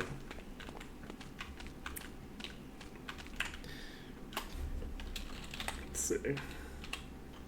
Quiet, the magic of good. Wait, how have you not updated?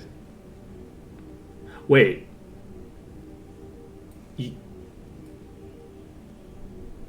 This inventory is shared between continents.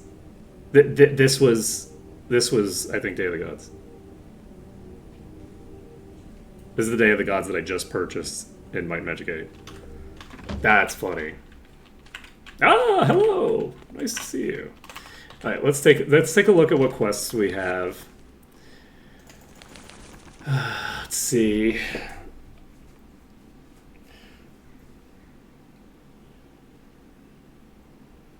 Sorry, I just got distracted thinking about how cute Junglefowl are. They're so cute. They're just so cute.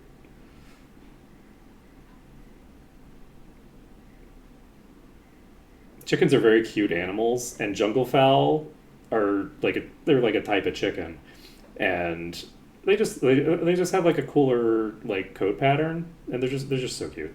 Anyway, retrieve 3 paintings, destroy the Devil's Outpost, defeat the Warlord. Have we finished the dungeon that we're in? I don't know that we can justify leaving without finishing the actual dungeon first. So let's finish the dungeon over here that we were doing.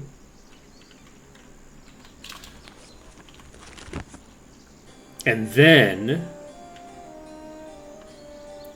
we can move on.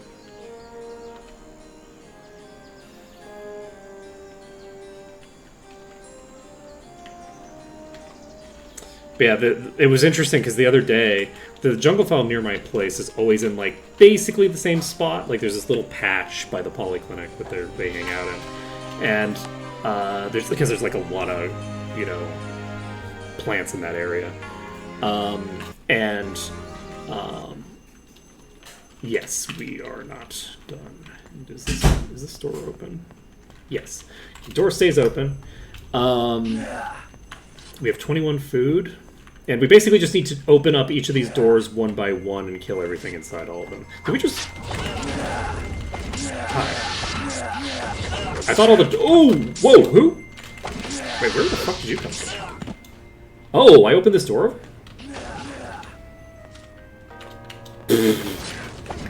Wow, I'm... Oh, Jesus! There's a bunch of others in here. Hi, friends. How's it going? It's fine. Don't worry about it.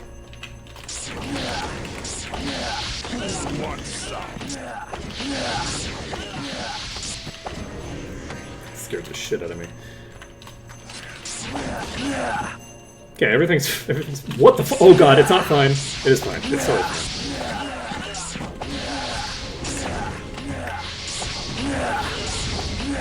What could possibly go wrong? These candles aren't even blocking my line of sight. We are golden.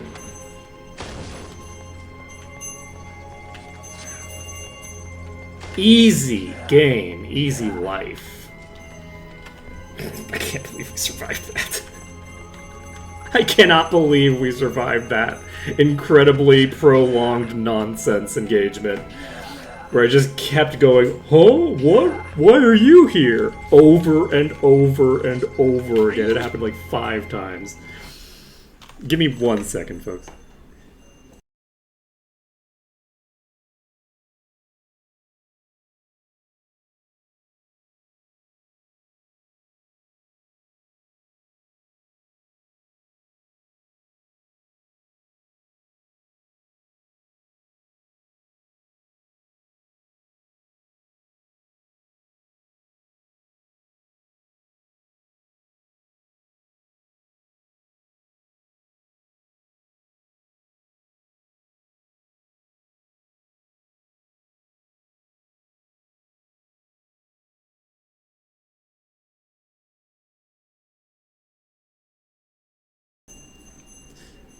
We back. Okay. So, we left the building. We saved. We didn't save. We are going to save. We're going to save it under danger. Should be able to fairly casually blast through all this nonsense. Well, oh, yeah, well, I had to mute the mic, so you can listen to the prayer bell now. It's still going.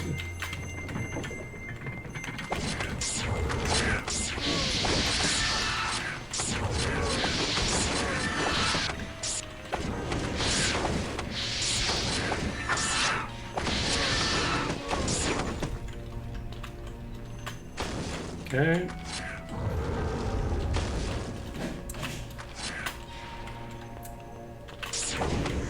That was an incredibly dumb way to do that, but it didn't kill me, so it's fine. I think we're going to open this door next.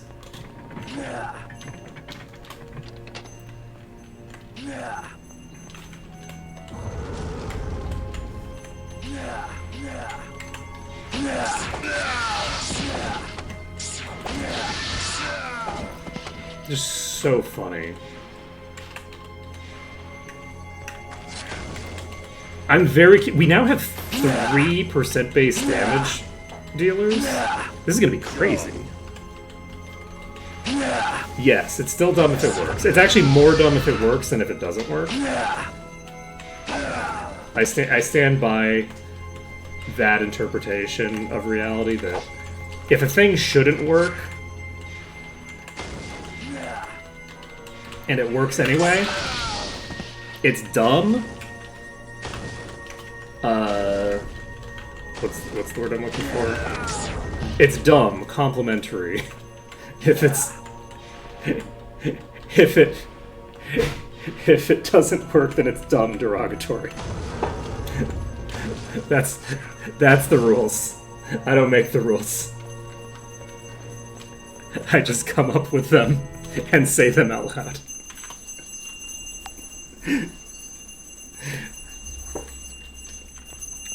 Them's the breaks. Okay, so we can open up this next room.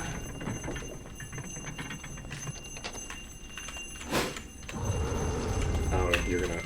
This is not the room I should have opened.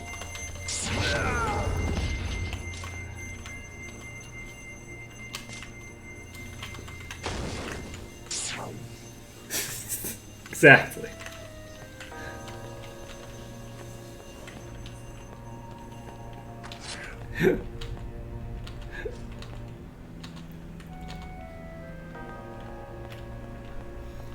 Exactly.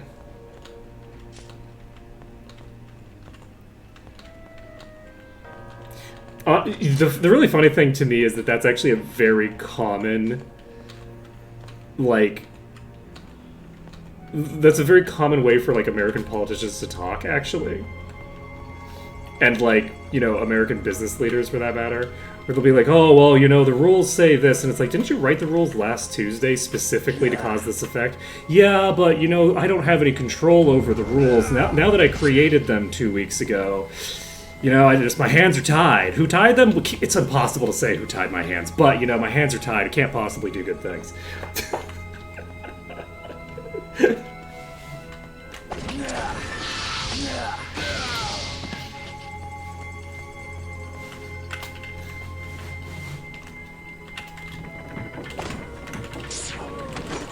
Let's see.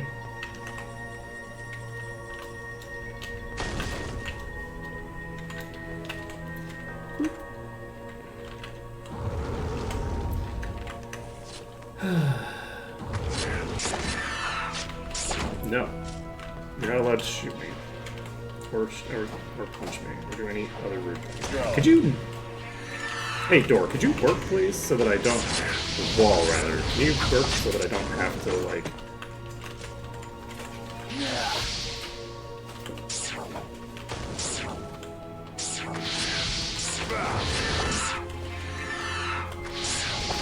Oh, that's a concern.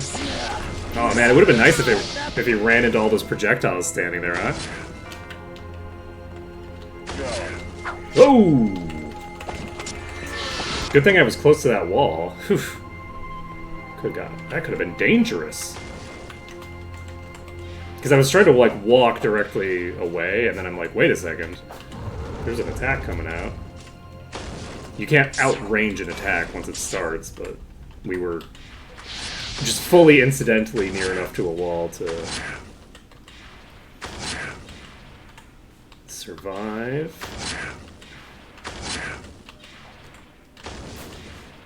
Life is good. Okay, it is almost 11 o'clock.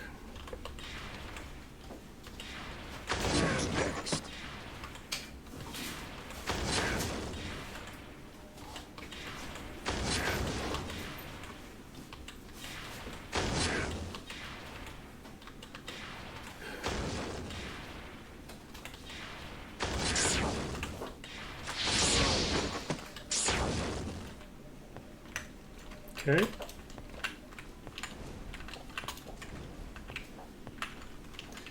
Okay, we're at 94%. Let's see if we can get in the green over here now that we've killed off those. We sure can. Okay. So we have plenty of food. And, you know, we might actually finish the caster run. Like, if we're able to make progress like this, pretty consistently, we might actually be able to finish this run. I have nothing but respect for veterans of the Wi-Fi battles.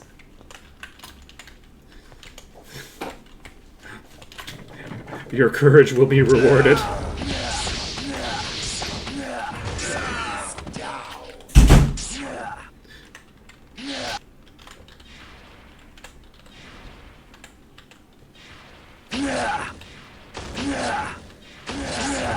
Oh, Jesus.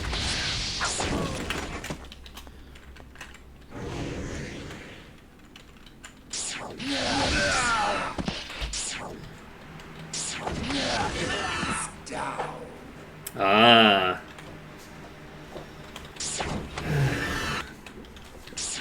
Windows Update, the bane of all mankind. Let's see.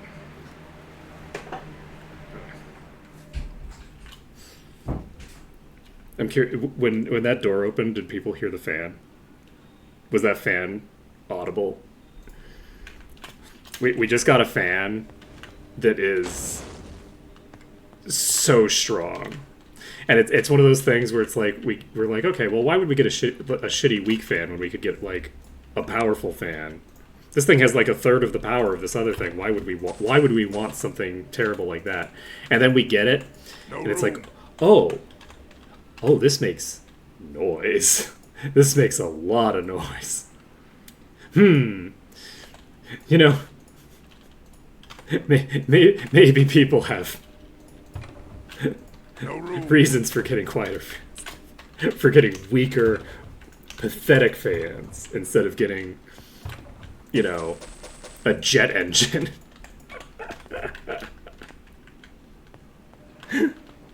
Let's see. Let's see. The router was overheating?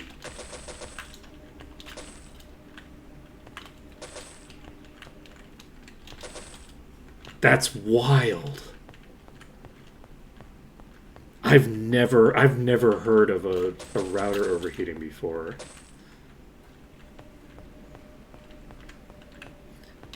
The hidden door?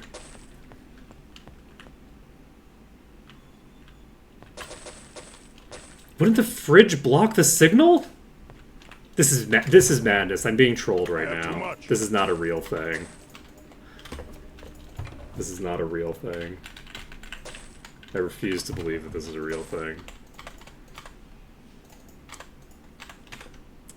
Oh, in the last... I thought you were talking about the hidden door in the router that unblocks the fan or something. I'm like, routers don't have fans!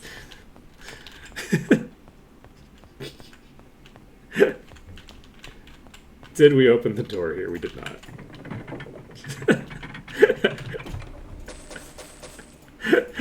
I'm invested in this router conversation to the point where I think references to hidden doors are hidden doors in your router. Look, just, it's fine. Don't worry about it. Don't worry about it. We're in it. We're having a good time. Yeah, I've heard of it now, apparently, but that... I guess it makes sense. Like, it doesn't get that hot here. There isn't any room. Right? Like, it's tropical, so it only gets to, like, what? Like, I think the highest it gets here is, like, 35. What's 35 in Fahrenheit? Like, it's not getting to 40 or anything. Because I think 40 is where the really hot places get to. Wait, what's my body temperature? What's my body temperature? Body temperature. Shit, I don't know my own body temperature in Celsius. Is it about 33? And body temperature is basically 100. So yeah, I think it caps out like maybe like 105 here. Yeah, 20 to 26 is very much like the cool the cooler months. That's like, oh, it just rained and it feels nice. Oh, actually, I need to go AFK for a second again.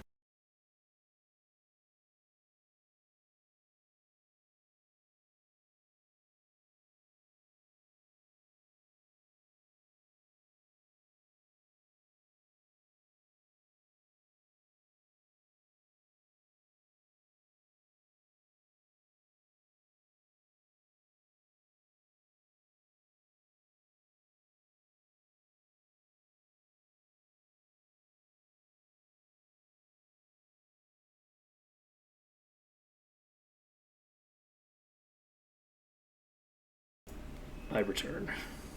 Yeah, I've never. Well, that's not true. Actually, it is true.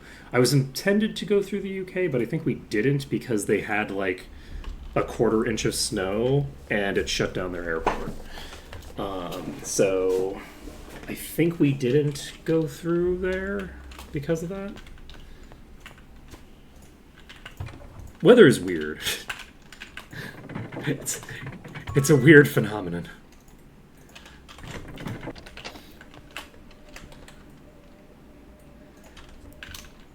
It turns out snow is really debilitating in even tiny quantities if you do not have the infrastructure to handle it.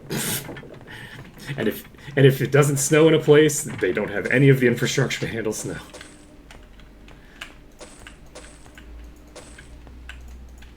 It's gonna be great. Tomb of Varn is gonna go amazingly. And it's gonna be super soon, because we're gonna just make so much progress so quickly. Okay, who should drink all these barrels? Because I'm lazy. You know what? In honor of Tozier Cat, we will give their... Is Junglefowl a husbando or a waifu, do we think? Husbando. Nailed it.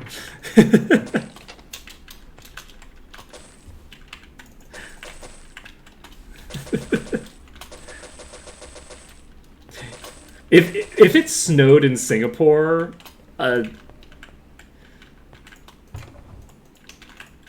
honestly, you know what? Honestly, I don't know that it would go that badly if it snowed in Singapore. It should. By all rights, it should go incredibly badly. But honestly, it would probably be fine. I wouldn't be surprised if the government has a specific "what if it snows" countermeasure. Where is Singapore? Directly on the equator. Can't carry it. I think Singapore is like 1 degree north. It's like it's like a 1 north latitude or whatever. So it's like basically right on the equator. No room. I have too much. No. There isn't any room. No room. Can't carry it. There isn't any room. Let's see here. I have too much.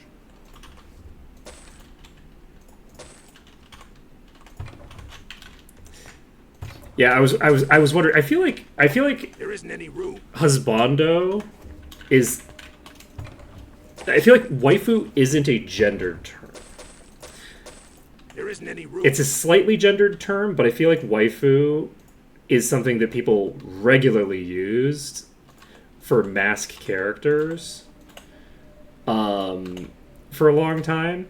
And then people eventually created husbando, but I don't think that we ever really, like, I don't think we as a society have ever retired the term waifu to refer to masked characters, and it's vibes which applies to which masked character. Like it's just based off of like the vibes of the character. So I'm like, is Junglefowl more of a waifu or a husbando? And we've got our answer. It's husbando. Okay.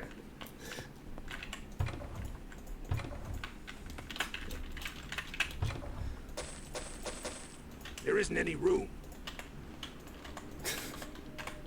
No room.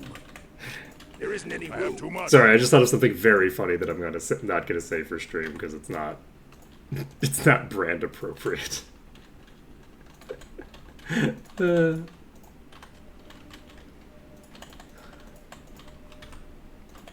carry it. Actually, there's brand appropriate ways to say it. Okay, so there's a character in like this MOBA that I played a while back. That's like an offshoot of. It's like the successor to some game whose name I don't remember the name of. There isn't any room. I don't remember what the original game's name was. It might have been Overprime. But anyway, it's, the thing was called Paragon the Overprime, right? That's what the new version of came out was called. And there isn't any room. one of the characters There isn't any room. is named Grux. And like Grux is a mask character, right? Like it's a guy, right? But also is objectively like a mother. Like he gives such strong mother vibes to me, and I don't know why. It's just his whole vibe. So anyway,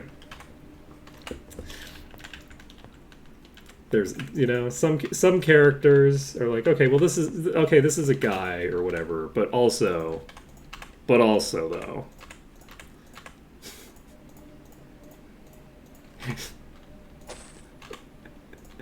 Look, his pronouns are he, him, and he knows his pronouns are he, him. I'm just gonna say that. I'm just gonna say he knows. He's put some thought into his pronouns, and he's decided his pronouns are he, him. He didn't default into he, him pronouns. No room.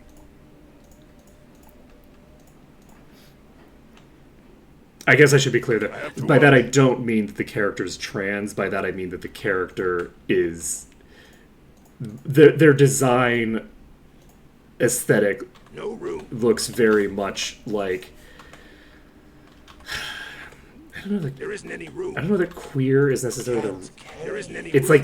like interesting enough as a specific way that this is a person that I would expect to have thought about their gender identity, right? Jungle Found's pronouns are himbo. It also, hey, it makes sense, you know. Light magic, the healer, buffing, highest HP in the party outside of Cassowary, who is now a god. Oh my god, Cassowary, what happened? Oh my goodness, Cassowary. It's almost like I should have had an endurance buff up the whole time. Oh my goodness. Is that... How much of that is because I finally got around to casting Day of the Gods? That's a good portion of it. Oh my goodness. That is a lot of extra HP. Wow. The fact that I turned off Earth Resistance a billion years ago and never thought to turn it back on is really been the reason that Cassowaries died so fast. Hot damn. Okay, well, we have just finished another dungeon. Cassowary is allowed. Jump. Cassowary is allowed in. This item's weak. Just based off of the endurance stat alone. We don't need it. Leave it. I might be able Worthless. Worthless. It could be if we decided. Look, one of the big questions is: do we want to finish this run at some point in the future? And by that I don't mean do we want to finish it today. I mean, do we want to, at some point, get to an end point where we have beaten this game on this run? I might be able to use it. And if the answer is we don't care, we can do as many maps as we want. And if the answer is we care, tick tock, ADHD, tick tock, tick tock. We're gonna get a hyperfixation to be done with this run at some point. The question is whether we finish the run before the hyperfixation happens.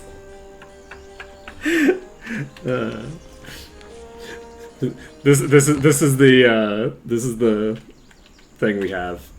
Okay, so let's go sell. It's closed.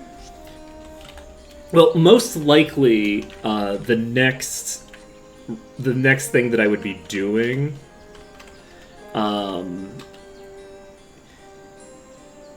is, you know, it might not be inventory time actually, because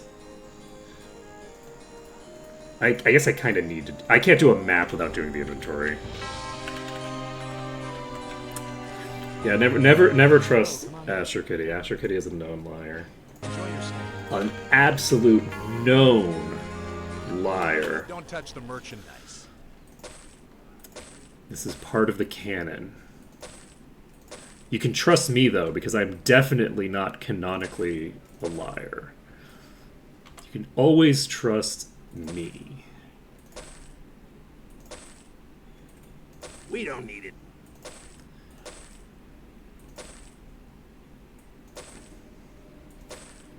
No. You should definitely trust me. How could you not trust the streamer? The streamer is obviously always going to be... is always going to be very honest. Man, I love tricking chat. It's so much fun. God, it's fun. And by tricking chat, I'm like referring to like when there's sometimes when I'm playing a game and I know something is going to happen in the game, or I suspect something is going to happen in the game, I just like kind of obfuscate that from chat and act as if I'm not expecting the thing that I'm expecting to happen. We don't need it. And that is a lot of fun for me. I love those kinds of cons. Like the completely no stakes cons of like, okay, like we're just gonna live in a different, you know, We don't need it. in a different reality for a while, and you know, it's just very fun. I enjoy that. Oh, does it? Is that the thing that I just saw an ad for? Because I think that looked good. I don't remember what genre it was.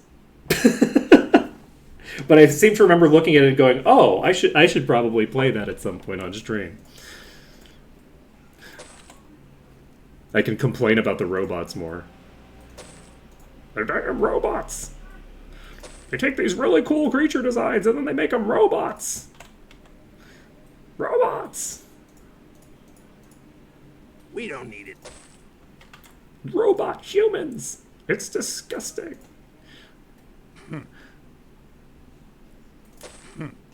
Jump. Let's see. Is it? Is it now?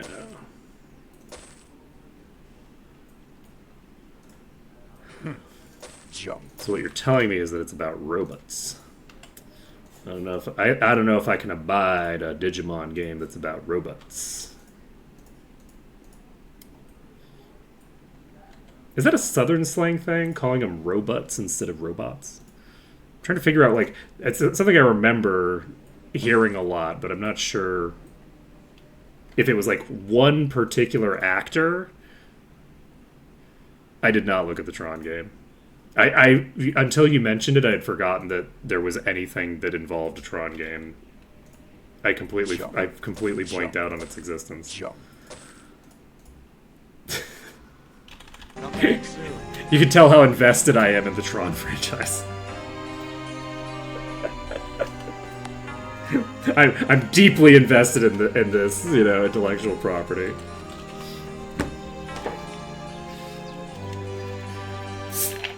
You know what I'm excited to have a release date for is, God, what's that called? It's like Ethermancer, I think it's called. Actually, well, no, that has a release date. But yeah, I'm looking forward to seeing what they do with Ethermancer. It's not, I don't think it's a sequel to Monster Sanctuary. I think it's like in a different world and it's going to have different like mechanics to it. Based off of just vibes, I don't really know anything about it. I've seen a little tiny bit of one of the trailers, like the one that plays on Steam. But I'm looking forward to seeing what they do with it. There's a lot of games that I'm interested in seeing. Okay, so I guess how much inventory space do we have? Not a ton, honestly, but that's fine. There's like nothing in this dungeon. There's like 3 enemies. Who gives a shit? I guess we can sell the things that are obvious. Looking for a weapon? Okay.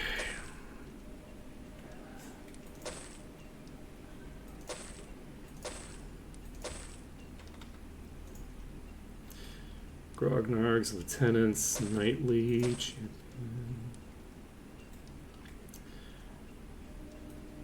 I'm gonna hold on to this because I actually don't know how garbage my. Whoa! Holy shit! That is a 26% power boost. AC from armors is doubled.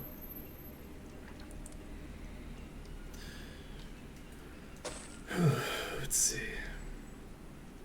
Yeah, I'm looking forward to seeing that. That's gonna be a lot of fun. I mean, unless it isn't. Like, it's always possible with any of these projects that they end up being a total bust for whatever reason, but, like, I'm expecting it to be pretty good. Really, really loved Monster Sanctuary. Is Monster Sanctuary the name of the game that I'm thinking of? Probably. I kept getting its title confused with a different game at some point, and I don't know if I'm still doing it. Let's see. So you... This isn't actually a main hand only effect. I could probably go real crazy with you. This is a legendary. Because this is the Divine Protection, we should probably hold on to. Okay, so the offhand we don't necessarily need to change. Let's put this on. Give this club a shot. We need to sell this. And then we have this hammer. Can you use this? Slight downgrade for you. No room. That is a slight downgrade for you. No room.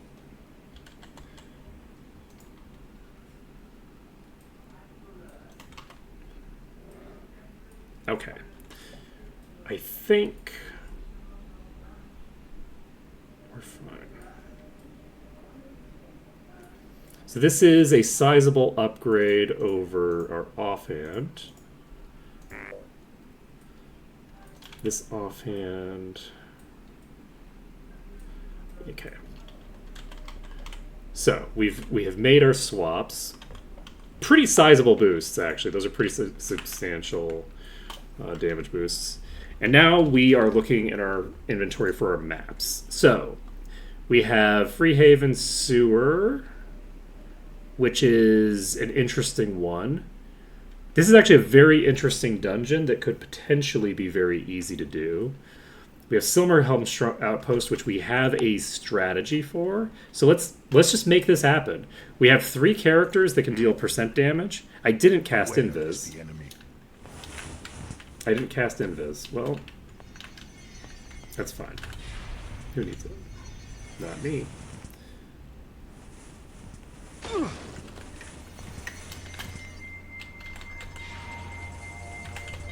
Oh my god, your blaster guys, I forgot!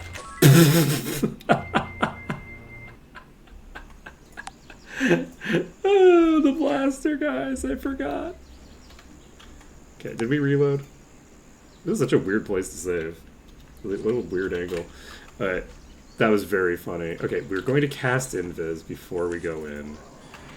Fine. Silverhelm Outpost. Why did I think I was going to be able to kill the blaster guys? Is there a reason that I thought the blaster guys were going to be killable? Like, I have all these ranged I've never seen characters here. What the fuck did I think I could kill them?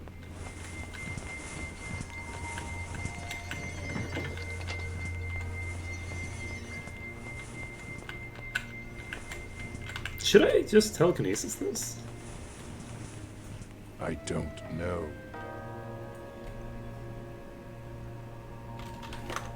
One second. We're gonna file a bug report. The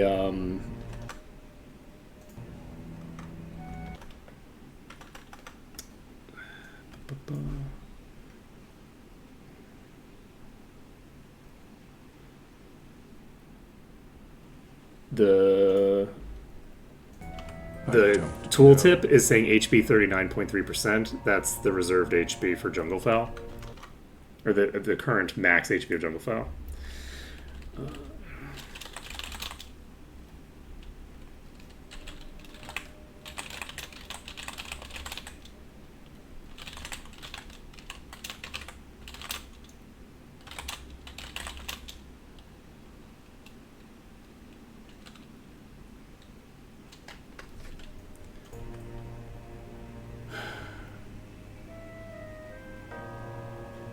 What do they say by default? What's the default behavior? Beats me. It Beats still me. says it though. Interesting. Oh, Never seen one before. okay. Now it's back to where it's supposed to be. Very bizarre.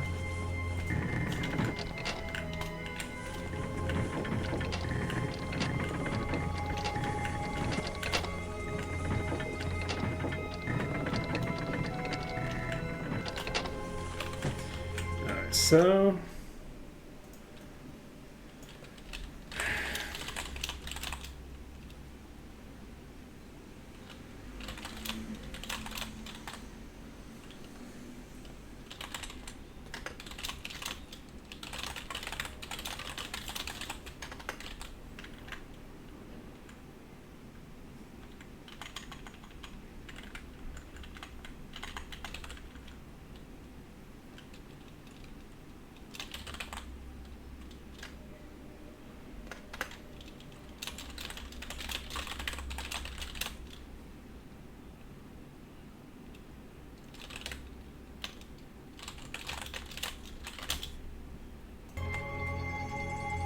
oh, it's doing it again.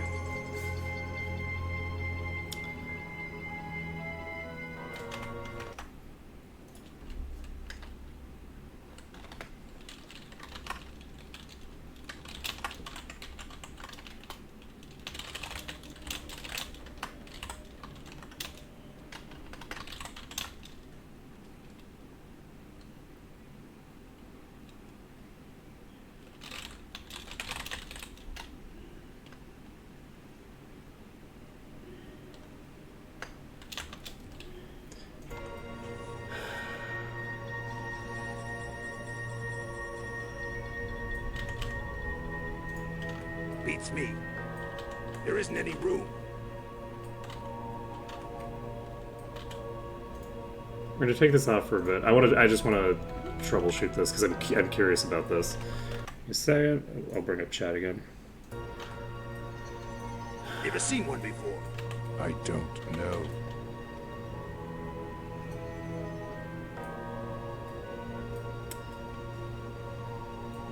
Like, it went back to normal for a while, right? And when it went back to normal,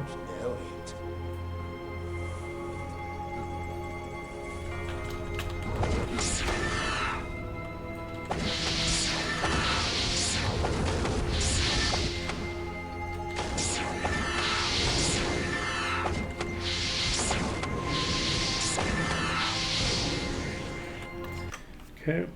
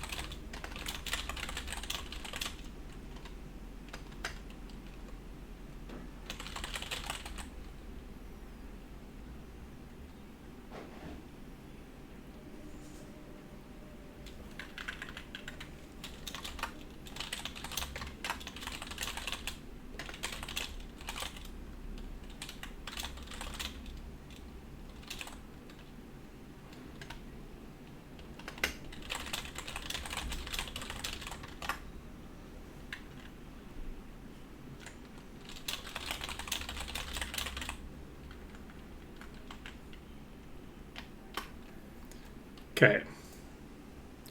It says that because of this legendary. So something's going on with this legendary. When I have this legendary on, I'm reserving 60.6% of my mana or my HP, and for some reason this field is copying that over. Because the HP field doesn't usually look like that, even ignoring this.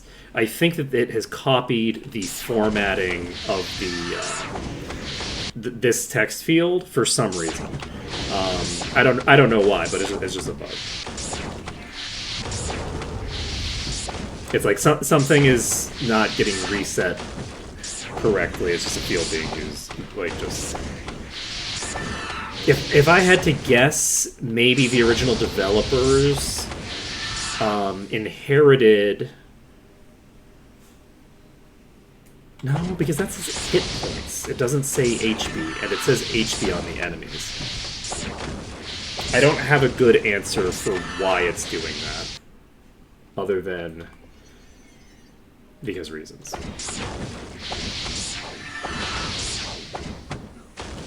Okay, everybody does have a percent base thing on, right? Ready to Confirm that. Oh, do I have a miss chance in this dungeon? Oh, fuck me.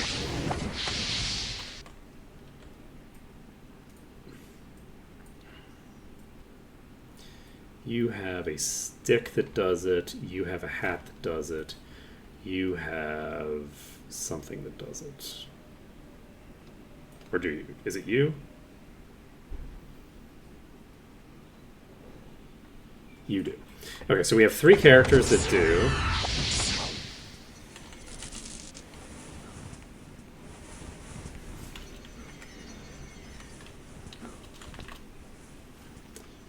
Unfortunately, we need to get this one unlocked.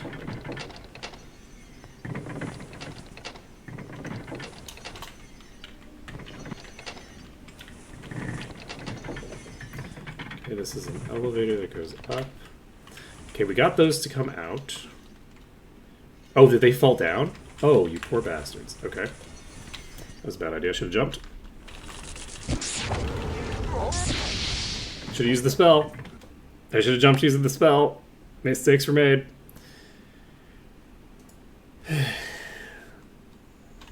Mistakes were made. Yeah, I don't think it would actually take that long to burn through these. Let's see. Save under caster save. Yes. Alright. Like, the enemies don't have that much HP. So... We're now at the point where it's not unreasonable to clear these kinds of dungeons if they're very easy and I have a means of, like, preventing them from hurting me.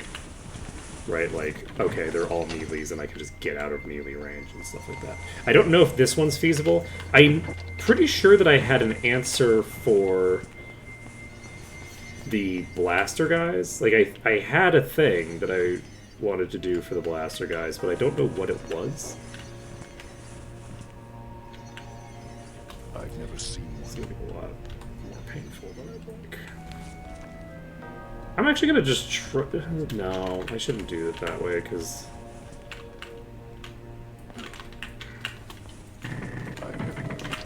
Fuck. I should have tried my secret strat. The next time I get a really good, easy one, I'm actually going to use my secret strat. Let's see. Well, like just jumping up there manually? I could just try jumping up there manually. The thing that killed me was I didn't jump down. Right? Like, I didn't just jump down. This is the first time that I died on the Switch today.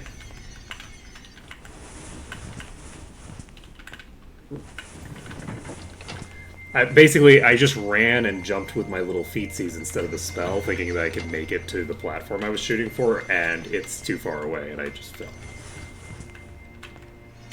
Okay, we could check with this, and I think I'm going to. I'm curious if I can telekinesis this switch and just get up here. And the answer seems to be no. Like, I might be able to do that, but it's not going to be consistent, I don't think. It's not worth trying to do it that way. I'm fairly sure that we wouldn't be able to Great plan.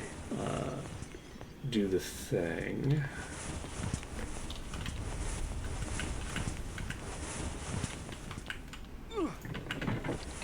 But the ability to have your HP be the thing that you leverage instead of your SP is such an interesting effect.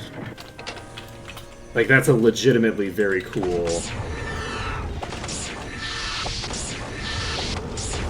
Okay.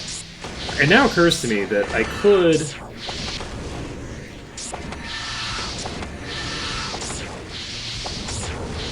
try killing these. Wow, this is...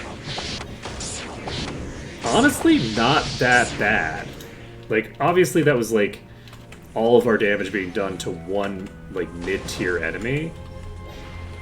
And that's with 3 characters doing percent-based damage. You can't do it, can you?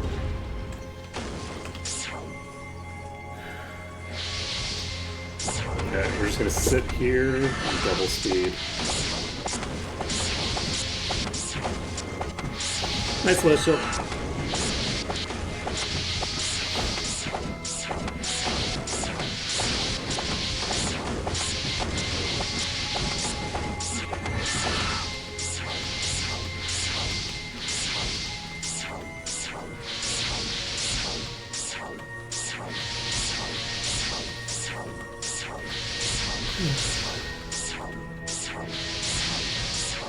That's one down. There aren't that many enemies in this dungeon, so once we've cleared this first pack, we can save the game.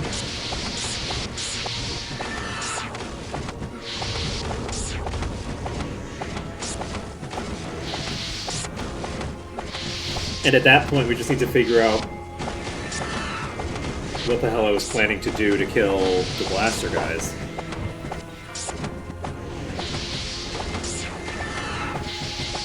I must have had some kind of plan for the blaster guys, right? Because I thought that I could do this. I was like, oh, actually, I could do this. I just don't want to, because it's going to take too long. And I think that that's valid. But I'm not sure what the hell was going through my head that I thought that I could deal with the blasters.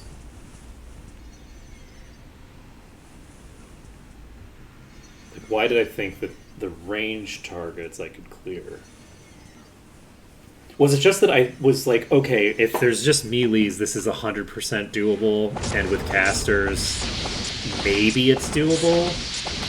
And then I translated that in my head to, I can just casually come in here and do this whatever I want, because brains are bad at processing information and remembering them? Is that what happened? Could be. Cast word plus 26,000.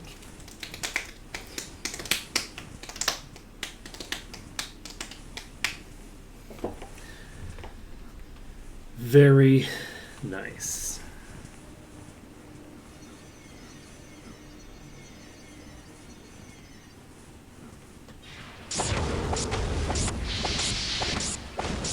Wait, no. Okay. I was like, if I start running into that same damn bug again, but I think I was just missing. There's only one enemy here, so never mind. There's more than one. So why was I not hitting multiple targets with rock frost?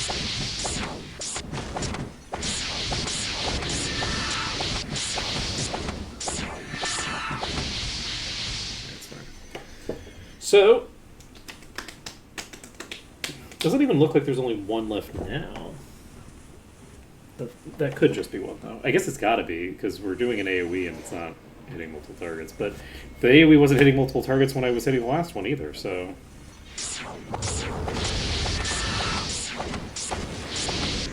It's not like that's perfect indication.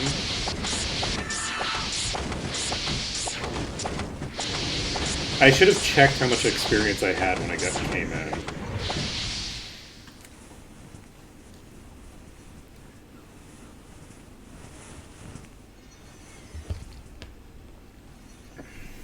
I can check what my experience now.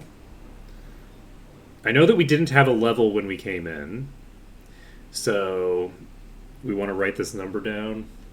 119. Honestly, I only care about the 119. I can remember 119, right? I have a memory. Okay, we've killed the first group of enemies. That's done. We can save this under danger. We have 2 saves that we can do.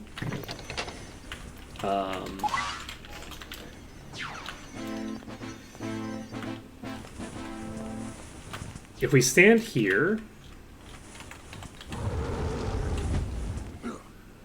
immolation will hit some of these. And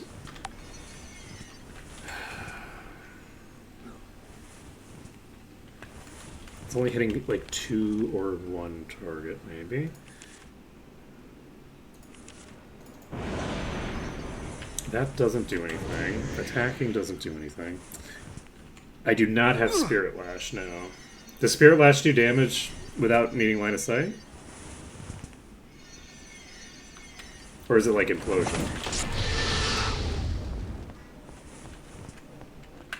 Oh, I'm gonna die.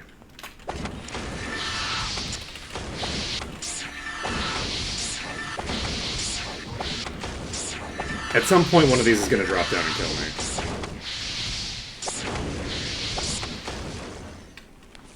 You can say I have little faith, and you'll be correct.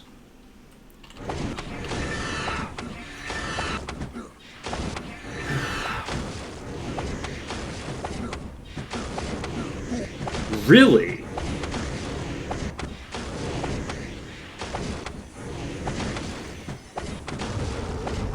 No shot.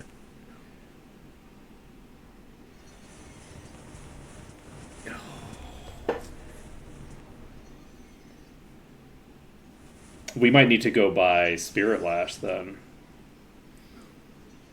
We'll keep doing what we're doing until we inevitably die. I've never seen one before.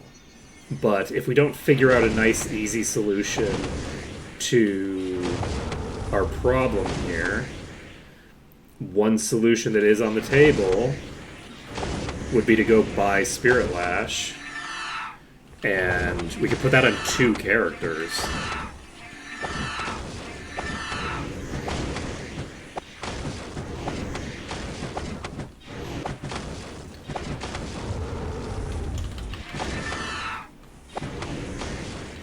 So that would be pretty clutch. We'll see. We'll see. I've been lied to before, you know? We've established that Astro Kitty's a liar, so you know, can't trust anything. Anything said in chat, you know, I don't trust it. I don't trust it. I assume the truth. I assume, well, not just telling the truth. I assume you know what you're talking about. We'll see. We'll see. Ugh.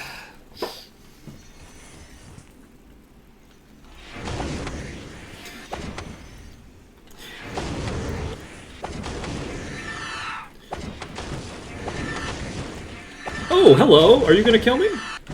You sure are. Oh, you know what? I can just jump out of here. Wait, where are you from? Okay, well, it wouldn't have helped anyway. Let's see here. That was so funny, though. I'm such a dope. Okay, we're gonna pop down here. Turn this on. Do we want to just let's just pick it up now. Let's just do it now. We're gonna load caster save. We're gonna go pick up Spirit Lash because I think it'll be fun to play with. Let's see. Probably Silver Cove. No. Paramount no, this is the one that has like the Paramount Self Guild, which it might happen. I don't think it will. I think that the Paramount Guild itself doesn't have high enough tier spells for that. It's closed.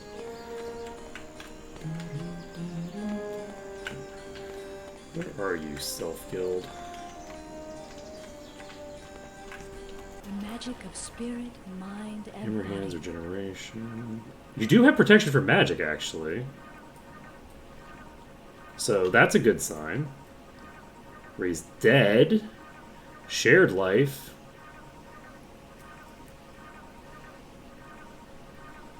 You do not have what we're looking for.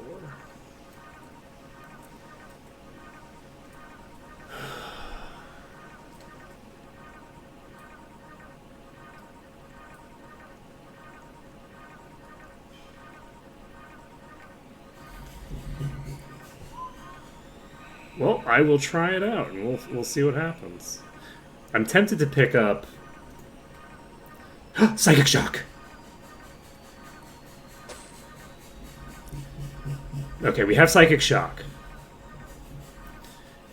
Is Psychic Shock good enough to justify using is the question, and I think the answer might actually be no. I think that Psychic Shock might just be fundamentally incapable of keeping up. We will take a look. Psychic Shock.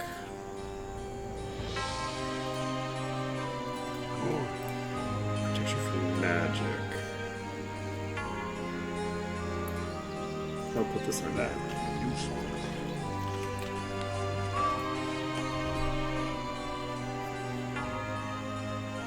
This has a mana cost of 98. It does 214 plus 1 to 56 per point of skill in Mind Magic.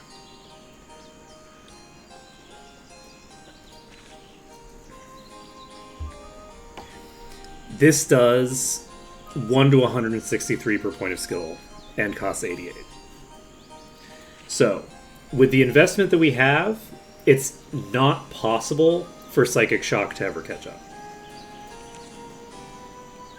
Wait, no, this has Ascension level 2, and we're on Ascension level 1 with Psychic Shock. We can test for that by just comparing. We just have to equip this spear. That won't work. You can't use it. Do I have a different... I have multiple Ascension items. Are all of them spears? I think I have multiple Ascension items.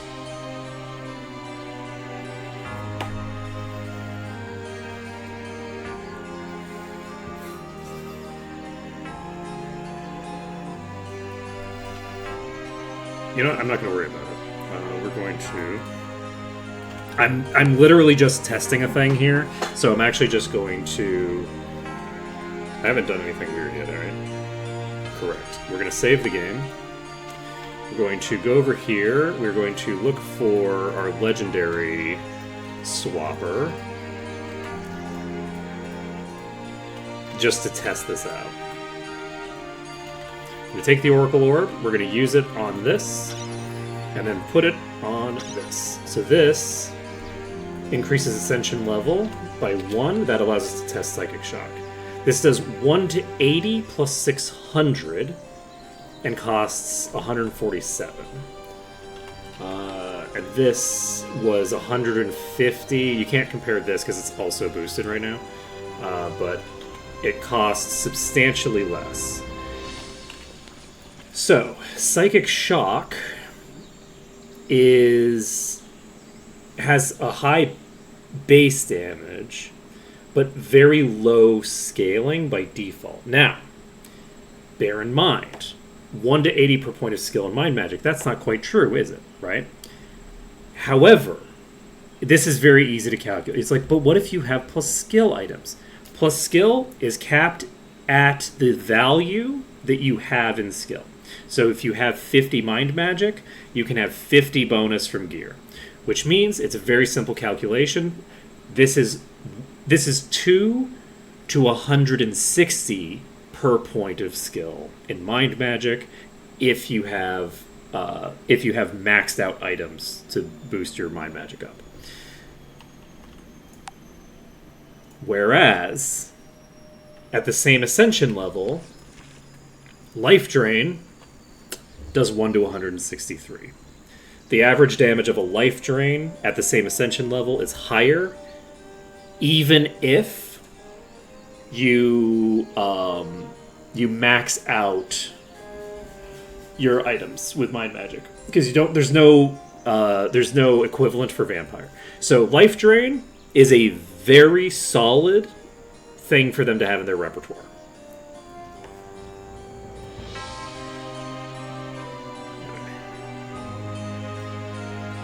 So that's good. That's good to know. We now have confirmation that our vampire is not pumping mind magic. They're pumping vampire ability. Because that's the thing I was waiting on in terms of like trying to figure out what skill to invest in. I wanted to get access to the higher level spells so I could see how they compare, and now we know. So we're going to pop out of Freehaven. We're going to go to the Spirit Guild, and we will... I'm wondering if I want to do some investment in Spirit as well. I guess I should check... I don't need the Elemental Guilds, but I should probably check... The magic of healing.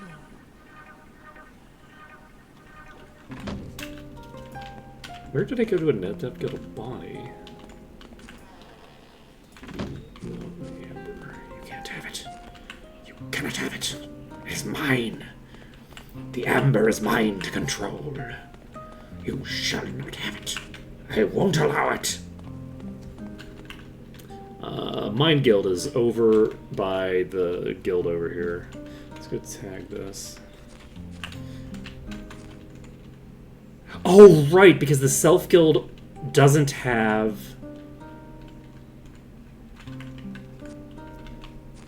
Wait, so is the parent... Is the Adept Guild of Self actually just the Adept Guilds of all these? Is this going to just have the same spells? That's interesting, because they... I guess it had Resurrection, which it shouldn't be able to have, because usually the self guilds are a lower tier of the guild. So that means I do not have access to Spirit Lash right now. We don't have access to Spirit Lash. That's not a spell we can cast. Yet.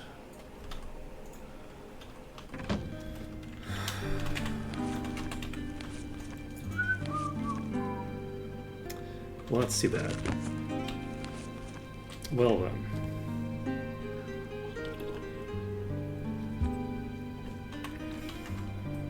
Do I want to restart that thing?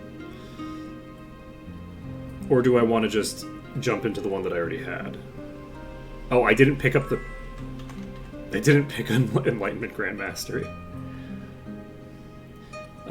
We can pick up Meditation Master GM. So let's do that.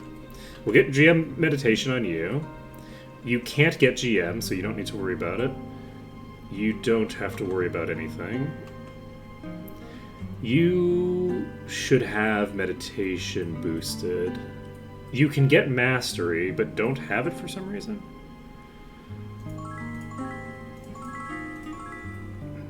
Let's see. It's a secret to everyone now. Or at least just a secret to Astrocade. I think we get... I think we should get GM Meditation. GM Meditation, I think, is necessary. It's apparently going to be less necessary than before, because I think that Malekith just reduced the I think they buffed Expert and Mastery, but didn't buff Grand Mastery. So the difference between GM and non-GM, I think, is not as high as it was before. Question mark? You just have Learning, not Mastery, don't you? No, you do have Meditation. Okay, we can get Meditation Master, and we can't get GM. You can get all the way to GM. Oh, I didn't see the 15% on Thinger. Okay, so we have GM Meditation. How much mana do you regen now? 36 per second. 36 per second is really fucking good. We might be able to pump Ascension on you now.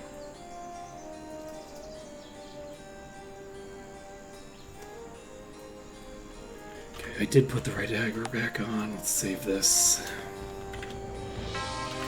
Okay, so what do we want to do about this situation? That map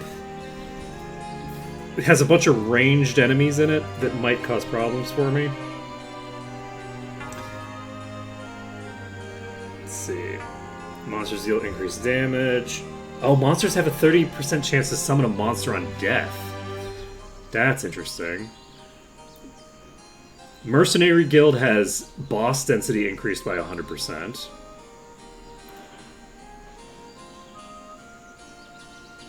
Wait. If I recall correctly, can't we kill every enemy in the entire Mercenary Guild without... I think we do this one next. We're doing this map. We're doing the Mercenary Guild. This is the fucking Mercenary Guild. We could just pop in here. I bet it's going to be bad. We're invisible and shit. Ooh, we even get like the enemies that you only see the arrow at the blade. Alright, look, I can do it. It's not necessarily guaranteed that I'm going to on my first attempt, but I can do it. Okay, we need to get enough enemies pulled that we can get to 65% clearance on our first pull. That's my preference here. Did you seriously walk that far into me that quickly? Jesus, okay. That was surprisingly fast. Okay, we are going to not cast a spell. But yeah, I'm looking forward to trying this out. We'll have more...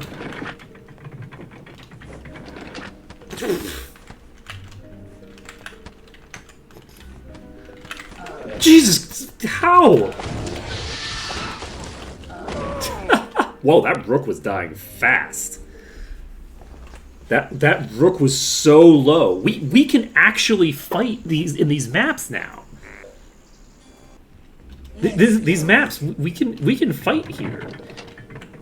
Like that was being cleared fairly quickly. Okay, we're opening this. We have 17 food, so we have the ability to save once. Do we need to? I don't know. I don't think so. I think we're not going to open up that other door. We're not going to risk it. We're instead going to kill ourselves on this door because I forgot that it has a trap on it.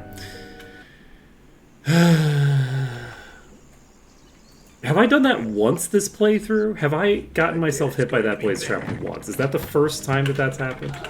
Because I think that might be the first time that that's happened this playthrough. Rude. Yeah, great. Yeah, if I go up here, I can aggro everything in this room very casually. And then you are just standing here for some reason, being very rude. And I can jump down here. We can tag this and shoot past me. And somebody's got me in the red for some reason. Oh my... No! No! That wasn't what I wanted! This place has dragons! I'm so happy we're doing the Mercenary Guild. Oh my god, that's so good. I would like to say that there are some who will argue that these treasure maps should say what creatures spawn in them on the tin. And the people who say that are cowards and should not be trusted, because this is way more fun.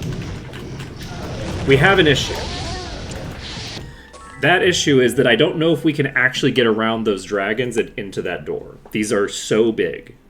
These dragons are so huge that I don't know if we can actually do this because the dragons It's going to be bad. are too big.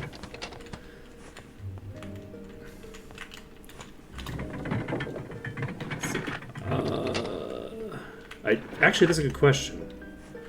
No, I can't close the cage from inside of it, I don't think, right? Is the issue?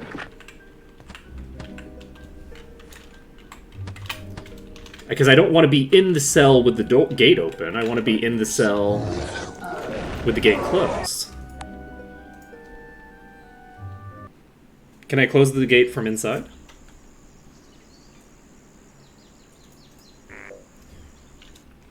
Where is the enemy?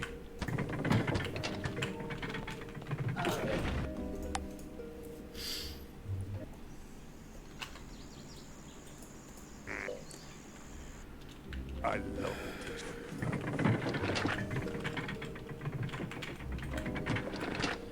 Let's see. I don't remember where the switch is for it. Where's the switch?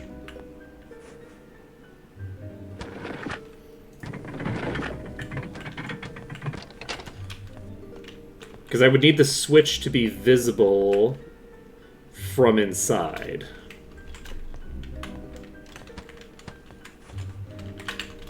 Fuck!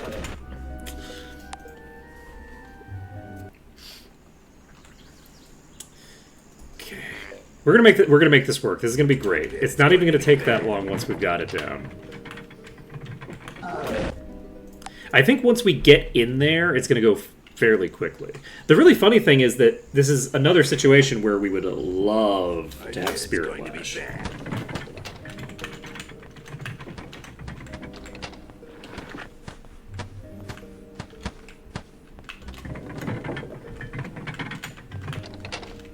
Fuck.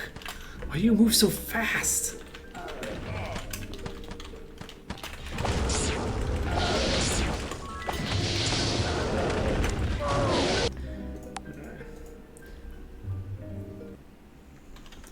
Why are you so fast? Why am I trying to reload? I'm just trying to... I'm overusing power word reload. Okay. Okay. I don't want to save until I'm already in the room. I want to save inside the room. I don't want to save as a preempt. If I struggle enough with the dragon section, I can consider it.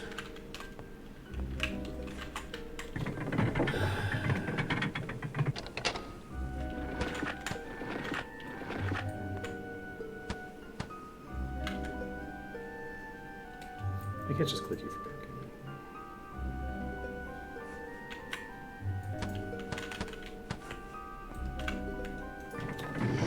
Got the click. We can walk in here. This is theoretically possible. We can make this happen. We can make this happen.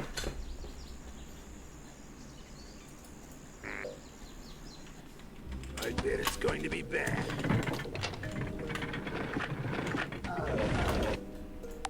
I'm excited for this. This is gonna be fun. So basically, if we get, Yeah. I don't know why I became visible there.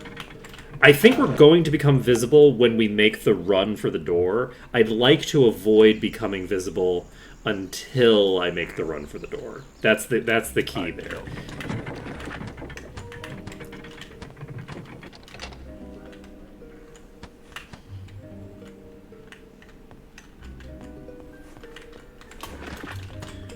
You know, I could kill myself. That's what I could do. Damn it. I could. I'm definitely getting hit by that more than I usually do. That's not a typical. I don't know. Fuck. I need healing. They're so commonly they're just like walking straight into me. Let's investigate. Okay.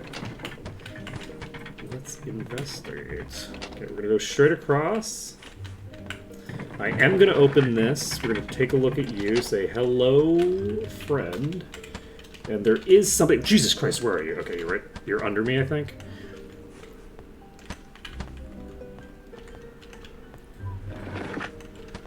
Okay.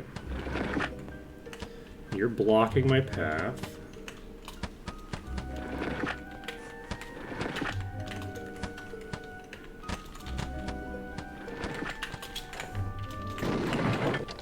Okay. So we're standing... I'm going to stand a little closer, actually. You better not fucking walk right into me. Are you fucking kidding me?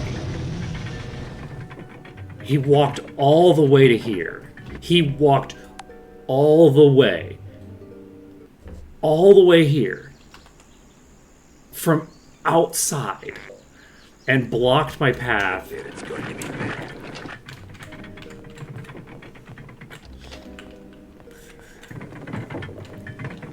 I'm telling you, these wandering paths they've got, pretty wild. Fuck! I had killed myself on that trap so many times now, for no reason. This is not a trap that usually gets me.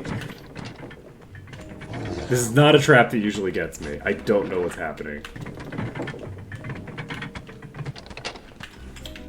Like, even when I am being dumb, it still doesn't usually get me. Because you have to be standing directly in front. I've never seen one before. Okay, we got that door open.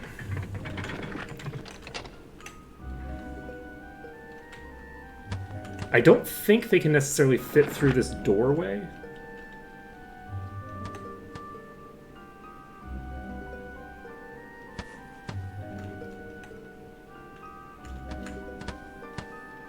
You know, maybe this is the place to save. I am actually going to save this under danger.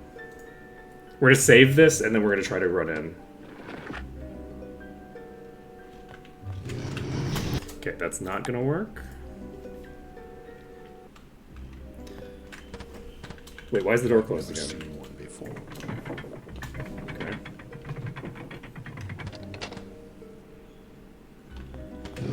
Oh, why can't I get in now? Oh no. This is going to be harder than I expected.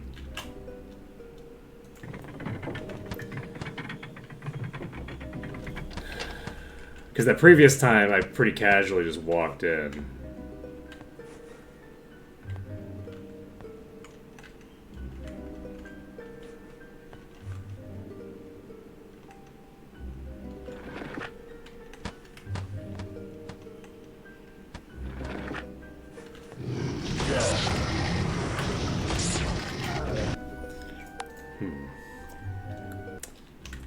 Is there...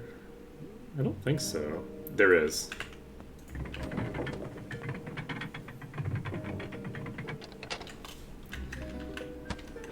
Somewhere in this pack there is a boss. I don't know that that's the thing that's blocking me, though.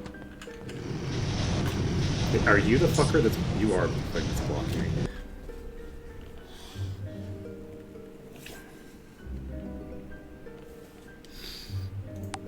Okay. Okay. Good call, good call.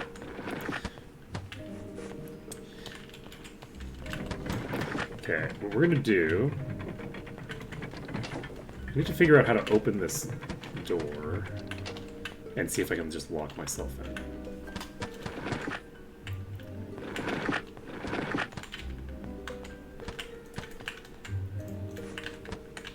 Where is the switch for this door?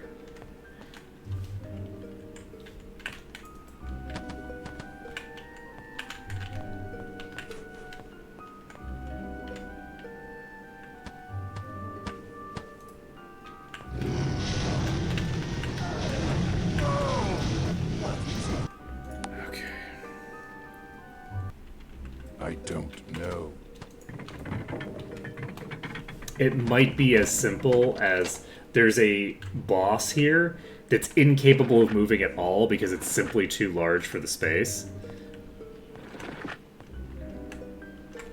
I don't know. I've never seen one. Because I don't know that I've ever seen the I've never boss seen one before. change its position.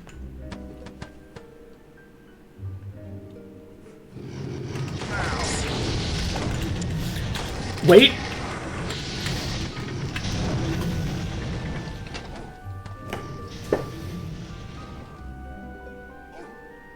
Okay.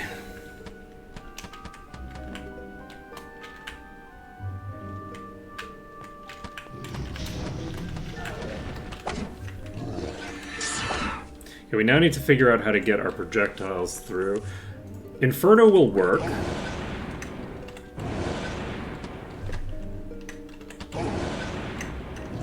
To kill things in the front here. The issue is that the dragons can't move. So I can't actually pull the dragons at all.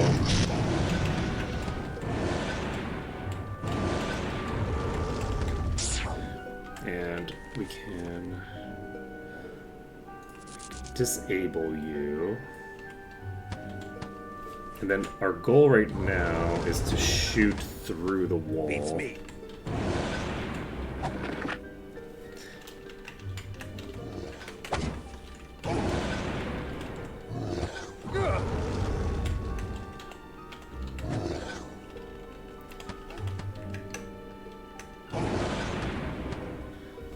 So we have Inferno available. Inferno does meh damage.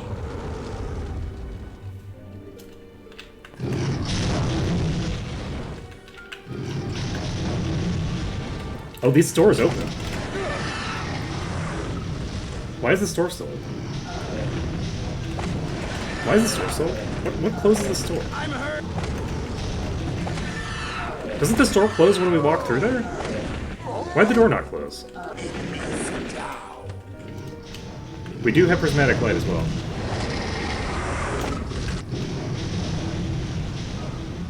Isn't the store supposed to close?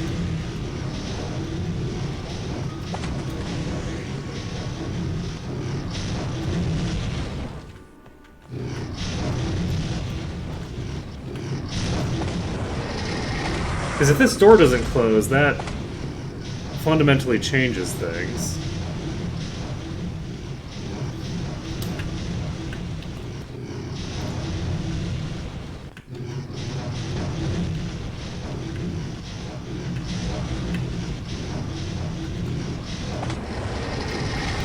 It doesn't look like they can hit me from here.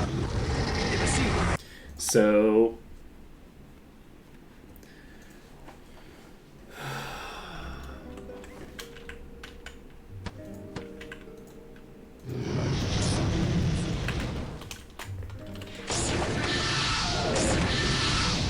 we're not going to kill these fast enough to take them out before they kill me. I don't know why this isn't doing the thing. I think the dragons are actually not a threat. As long as I'm not standing directly on top of them, I think their projectile is actually going to come from like above the ceiling, and I don't think they can actually hurt me. So weirdly, this entire room is kind of like a non-threat. So...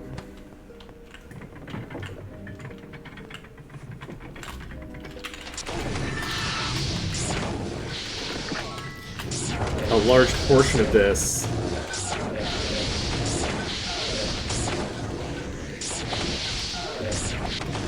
is going to be about like just finding a strategy that'll work for these. The issue is that since these do have rock blast that they can use, like I can't just like stand on here, do something with that. I don't know how to open it. Oh, I opened it. What did I click on to open this?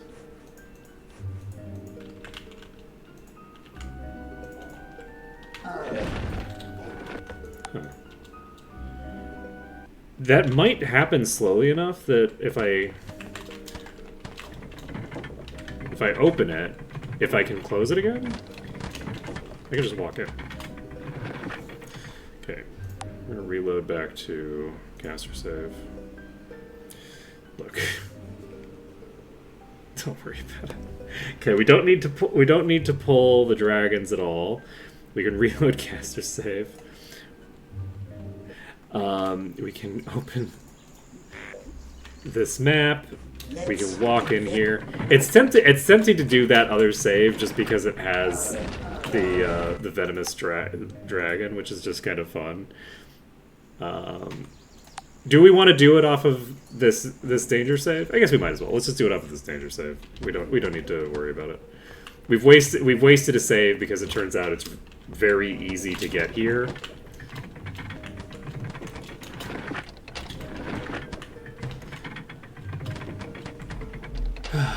We can set Inferno.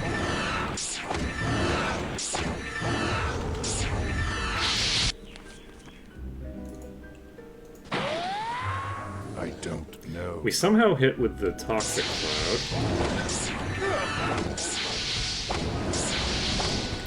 We're shooting some projectiles through here. We're actually hitting with a lot of the projectiles through here, interestingly enough.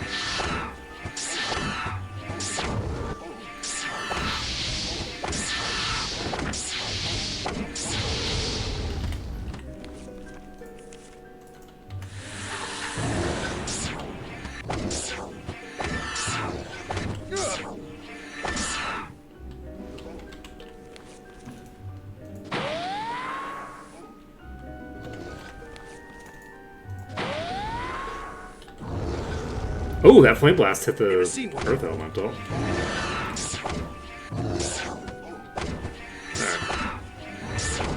Alright.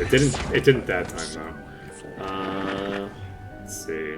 I think it makes sense to use Inferno. It makes sense to use Prismatic Light, as has been recommended already. That's a pretty decent hit.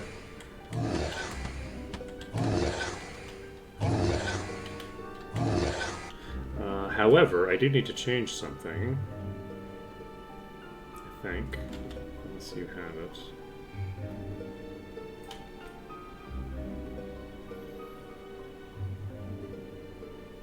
Who did I give the thing to?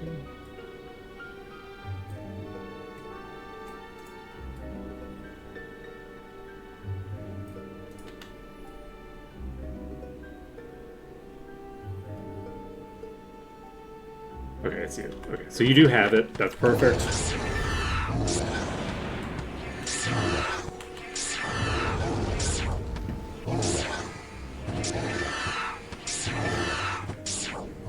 Wait, can I get out again?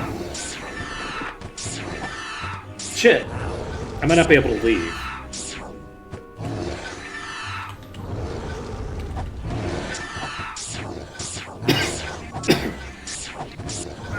It's fine, it doesn't matter that much. Okay, we're gonna wait for our mana to come back.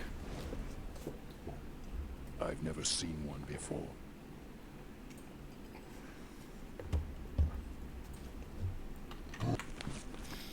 You're not maintaining any of these buffs, are you? Okay, we will eventually be able to put Hour of Power onto Jugglefell as well. Potentially.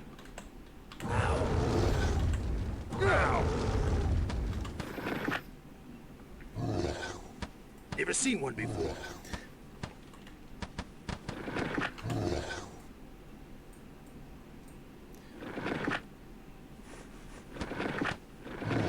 I've never seen. Yeah, it's gonna take a bit to burn through such a huge number of enemies.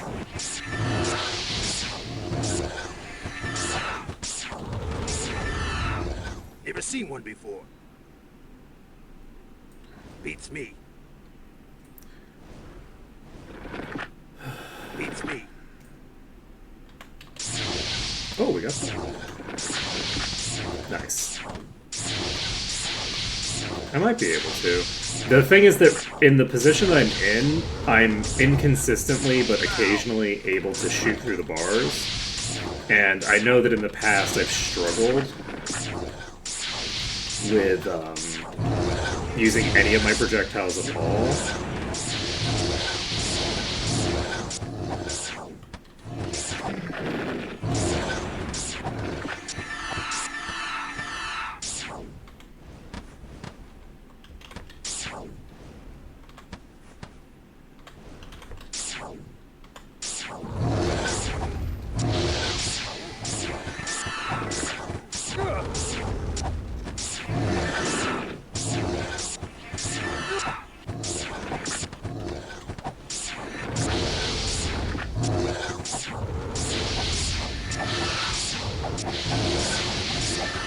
One thing that's going to be potentially a big improvement here is in a situation like this, if I can figure out an angle that gets me even a fairly inconsistent usage of my Fire Blast, the fact that I'm able to hit them with melee attacks means that I'm going to be getting more mana back. And luckily, I don't do a ton of damage with the melee on the dragon. I was a little concerned about that, but I don't really need to be that worried about it. The dragon's melee damage is just not meaningful now. Like, the damage boost from the might was, like, considerable, but without actually pumping the skill, it's not that big a deal. So I'm very happy about that, actually, because it means that I don't have to be like, okay, well, you know, are we going against the like, run a bit to have a character that's so, like, so capable of just hitting enemies?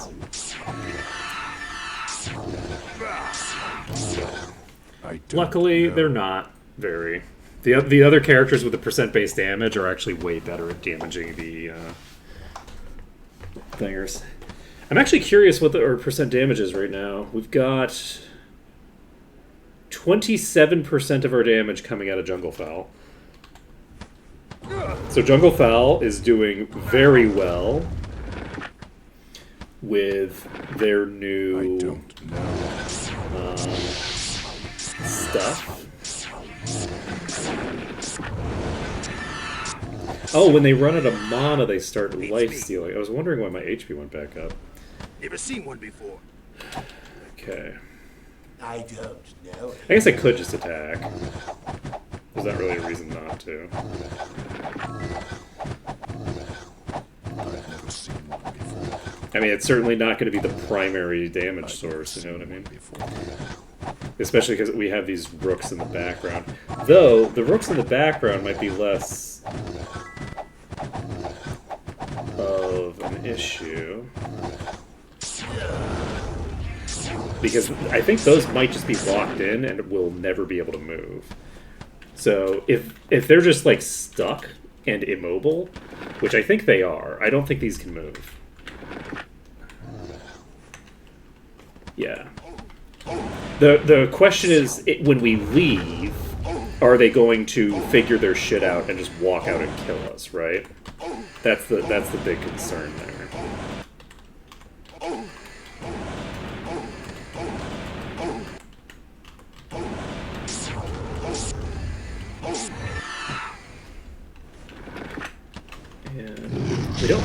And we don't have vision on anybody right here. I don't think we can walk out this door. I think we're gonna have to go out the back. I think we're gonna have to go through the dragons. So, because we weren't able to pull that much from up top, this is potentially going to get real dangerous real fast, but we'll see. Let's see. It depends on what's over there. I should be able to go to the dragon room. Yeah, we can get to the dragon room. That's no problem.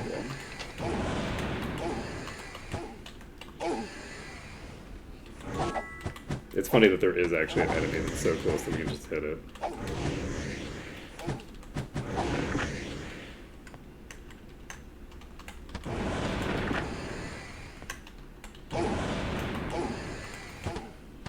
I've never seen one before. Okay. I think...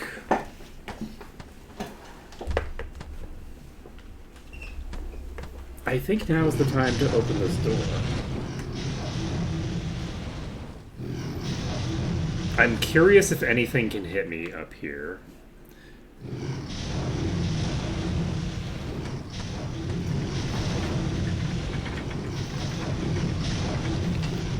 We're basically on the lookout for projectiles. I don't see any projectiles. Like at all. Our projectiles are hitting the ceiling, not the dragons. So, things like Toxic Cloud will hit. But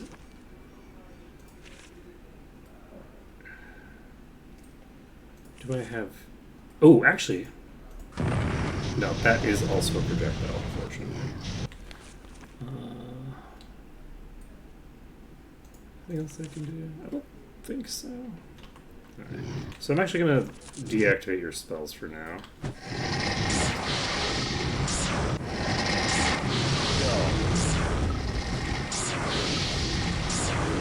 I don't know. And yeah, we should be able to clear the dragon room without too much difficulty. I think once we've cleared the dragon room, we save the game. And then we try Going outside and seeing what we can make happen. Flame Blast is able to hit, so... Flame Blast is able to hit pretty well, actually. So can Dragon Breath hit as well? Dragon Breath hits nicely. Ooh, baby.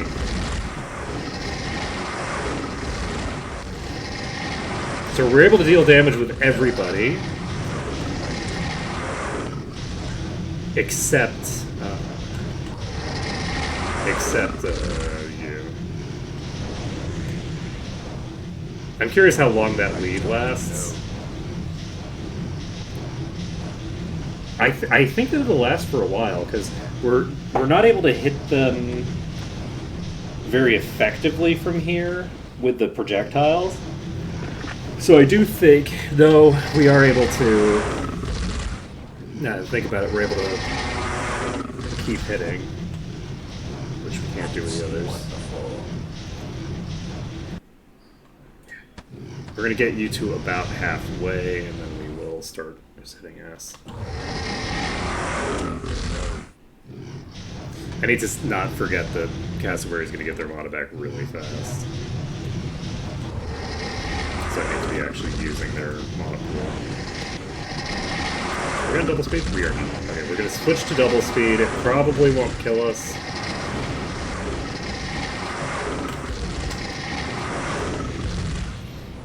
Okay, we burn through all of our mana on basically everybody.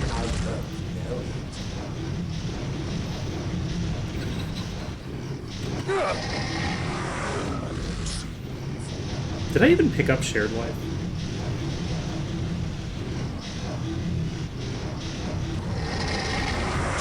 There were multiple copies of Shared Life, but I think I just ignored them.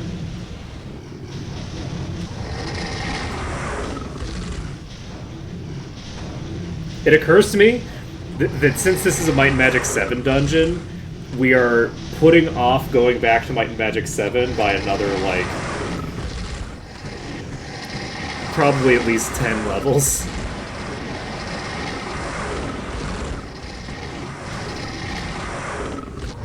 Which is pretty funny.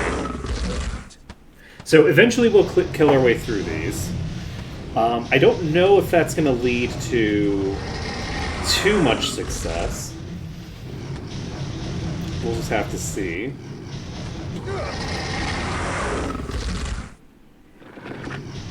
I think we should, at the very least, be able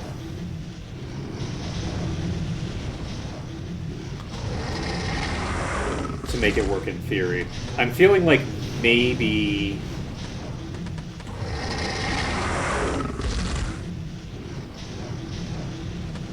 Maybe I should make the assumption that I'm going to need several saves to make this happen. And just work with that assumption that I'm going to have to burn through a ton of food. Oh, whoops.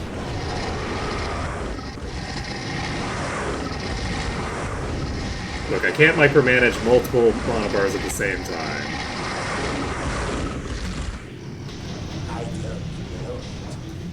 Okay. It can't be done. We've killed one of them.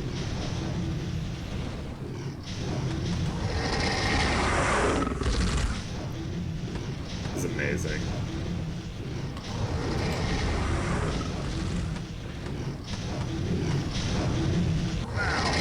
What a strange life we lead. We have 30 minutes left. Is that enough to kill everything in here? Let's hope so. But yeah, if we clear through this, we'll have another treasure map cleared, which is going to be really awesome. I'm excited to...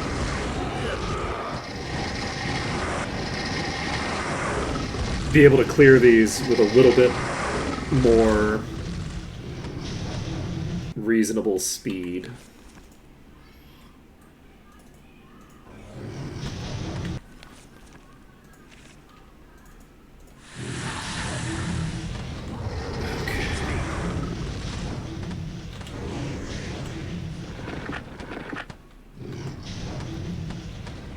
We're now up to 15%.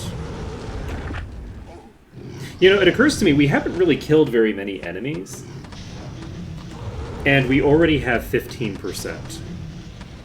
Killing the remainder of these and the remainder of these is probably going to get me close to 50% completion. Like, there's actually just not that many enemies here.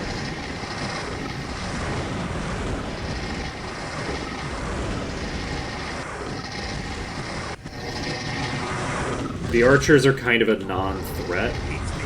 Like, I think that I can get the archers cleared Seen one before. fairly easily without, like, putting myself at risk, because I don't have to open their door. I can just shoot a rock blast through the wall. It's not fast, but it doesn't have to be fast, right? So, like the goal of clearing out this place is not one that we gain value in trying to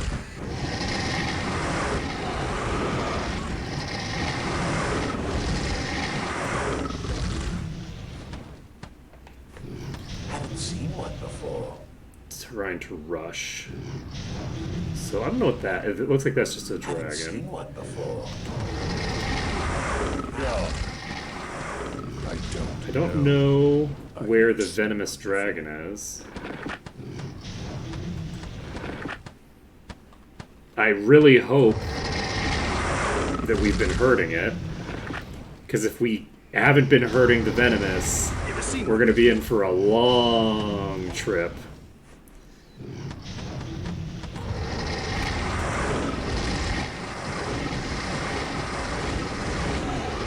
Okay, there's another one down.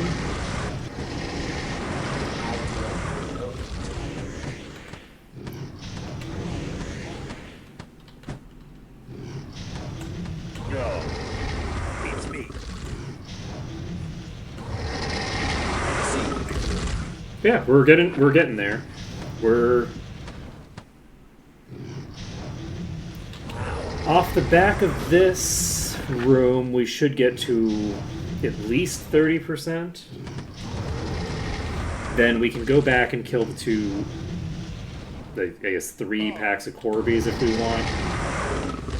Alternatively, we can try walking into that room and seeing what happens.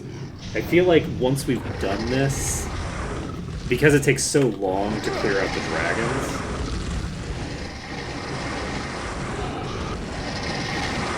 I think it makes a lot of sense Never seen one before. to... Okay, we are hitting the venomous, but weirdly we only hit the venomous there? Before. Why? Never seen one before. Does the game think... Okay, we can't hit that with a flame.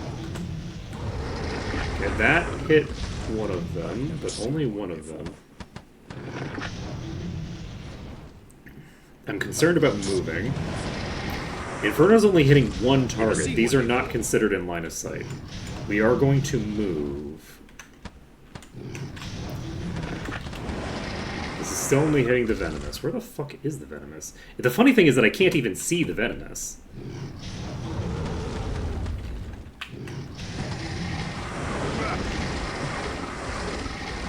I've never seen one before.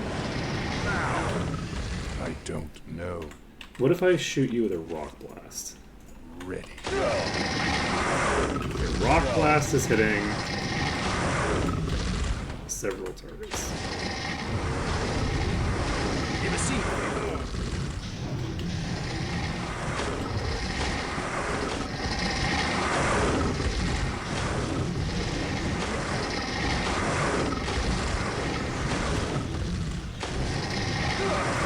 The rock blasts are definitely doing more than the infernos were doing.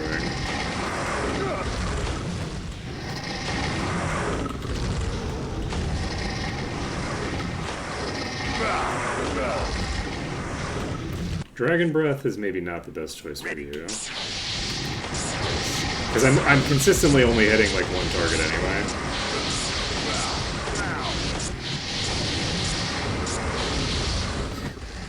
The Toxic Cloud has the ability to hit targets that would otherwise be I don't know. unfeasible.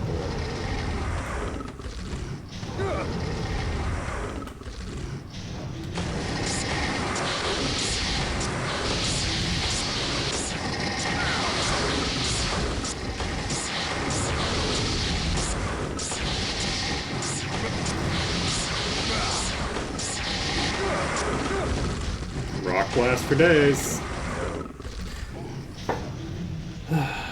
Okay. We still have quite a few enemies in this pack. For whatever reason, The enemies that are in line of sight aren't showing up as in line of sight with any degree of consistency. Oh, we got the gold dragon for 13k just on its own. Not too shabby. I don't know. Haven't seen one before.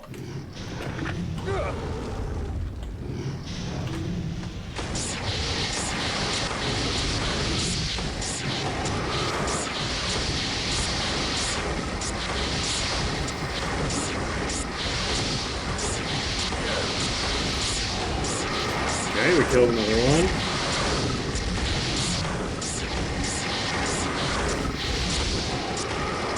Okay, more down. I've never seen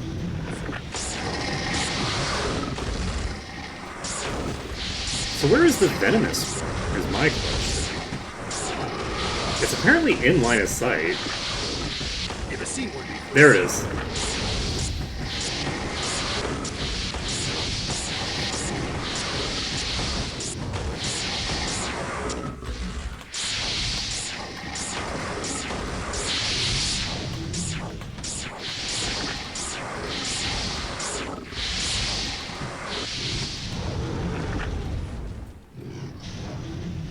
So the venomous is...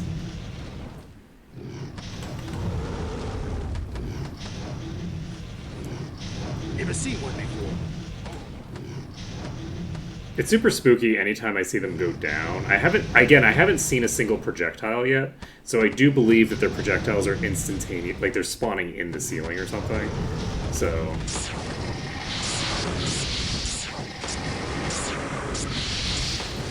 it's entirely possible that if I walked into the room, they could not hurt me. I've gotten killed while looking at the dragons before, but I don't actually know for sure that any of the instances of me dying in this room have been me dying to dragons as opposed to me dying to the rock elementals, who I'm ricocheting rock blasts from here 100% intentional.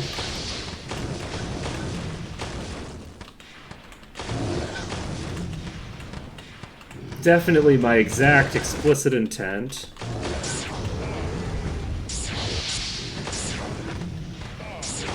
Okay, I don't think I have to care about anybody else, I just have to care about the rock blast at this point, so...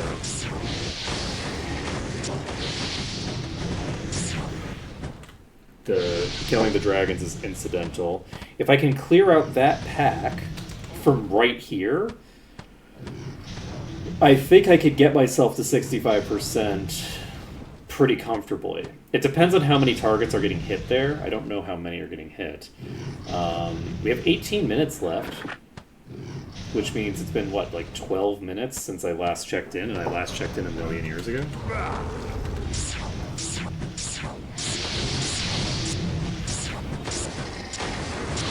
Unfortunately, some of the rock blasts are getting stuck here, but when they're getting stuck here, I think they're fairly consistently hitting the dragons. So...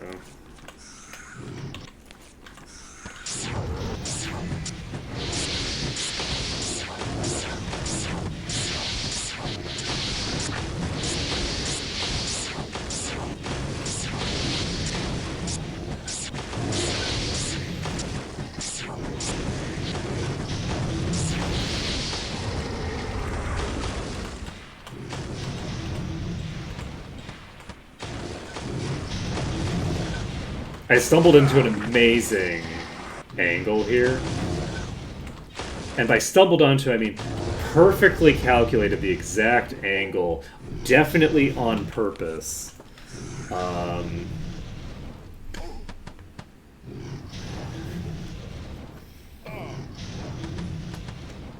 So if we can clear this out, which I don't think we can, I think we're only hitting for a few thousand, so I don't think we're hitting that many targets. We're hitting maybe 2 targets.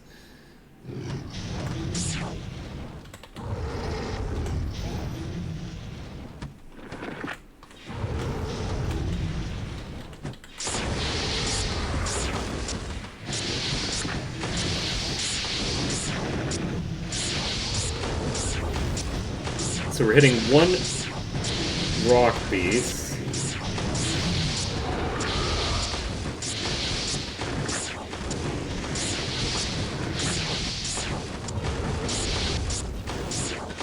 With the toxic clouds? Oh, it's toxic cloud that's shooting out now. With no consistency whatsoever. Okay, good to know.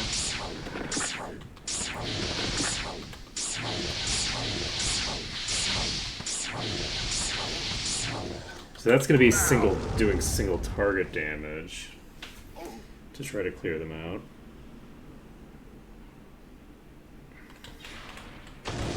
Okay, that is hitting though.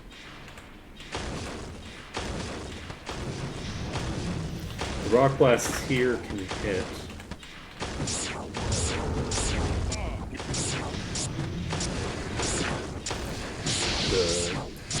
The dragons. So we can definitely do it.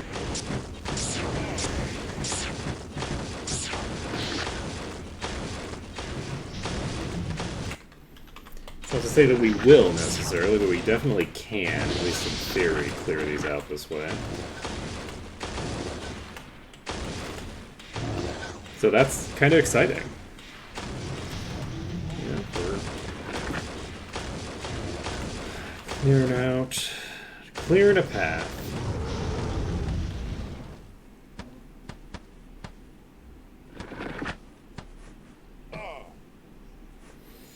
You have a total mana of what? 83%. So, what time is it? 6:18 a.m. We've had our first weakness proc. I don't think we die the next time that the weakness procs, but we can make sure to save it before that happens regardless. My assumption is that we'll be pretty close to done here by the time 3 a.m. comes around. We should be able to leave by... I wouldn't say confident, but I think there's a pretty good chance that we'll be able to fully leave the dungeon by the time that happens. Like, we'll get to 65% by then. I could be wrong. It might take longer than that to get to 65%. But if we can kill those earth elementals...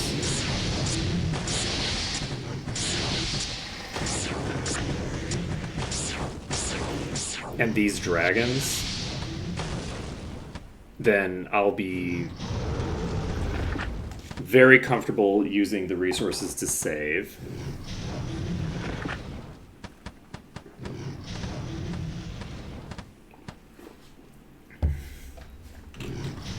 Well, maybe not that comfortable. What I'll probably do is clear these the Earth Elemental's over there, and the Dragon's over here. Clear both of these groups. Once I've cleared both of these groups, I'm gonna kill the things over here as well. I'm gonna try to clear out as many of these as possible. I should have a clear line of sight to them to get Inferno and Prismatic Ray going at least.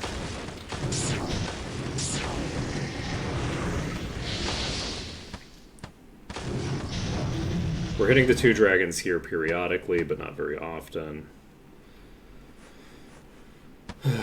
But like, I'd say about 50% of our rock blasts are probably hitting something, at least. So this is promising. We have 14 minutes left. We are sitting on double speed. That scared the shit out of me.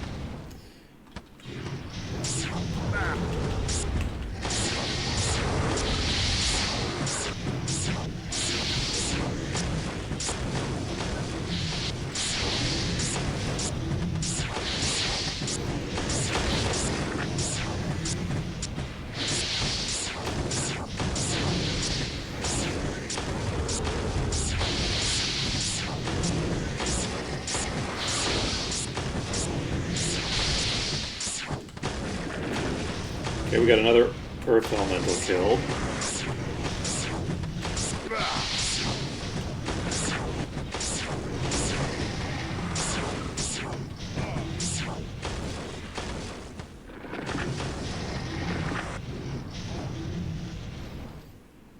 So is that...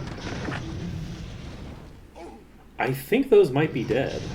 We might have that pack completely cleared.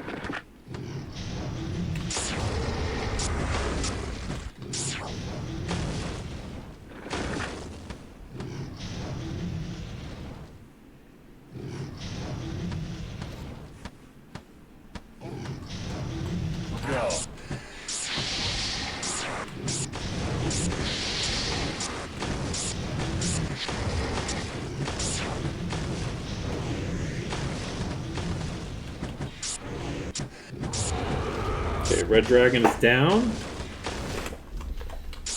We have a gold dragon left to kill in there. I'm going to move over here because killing that gold dragon is going to be a pain in the ass. We're going to switch to Inferno. Ready. And we will leave you on what you're on. We will not put on Dragon Breath because that kills me if it fucks up.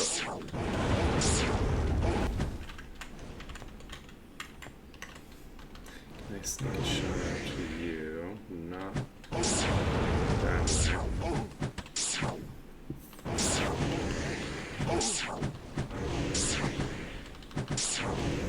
I'm not consistently hitting. We got this one unlocked. I'd love to know how much HP you have, friend.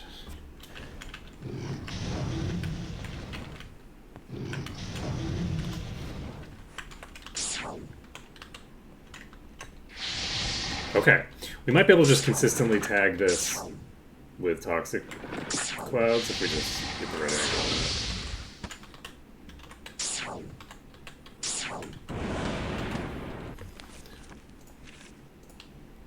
Ready.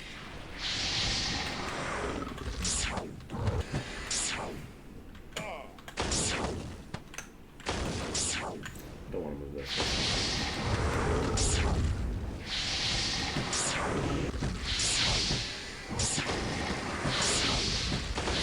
The toxic clouds are not hitting very hard, so in theory, it should be almost dead.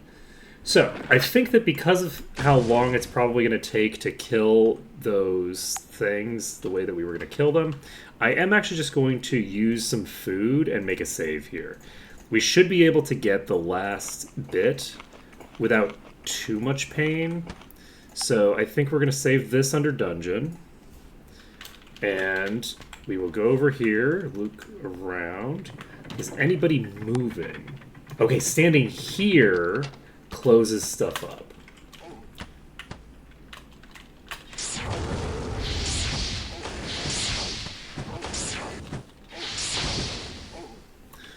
switch you to implosion. Ready. Never seen one before. You can switch to light bolt. Okay.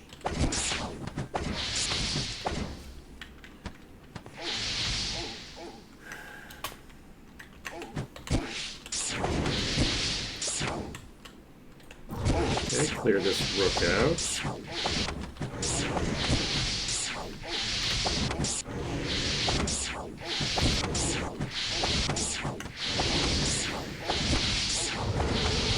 Rook is another word for a corvid, right? I feel like I looked this up recently when I was playing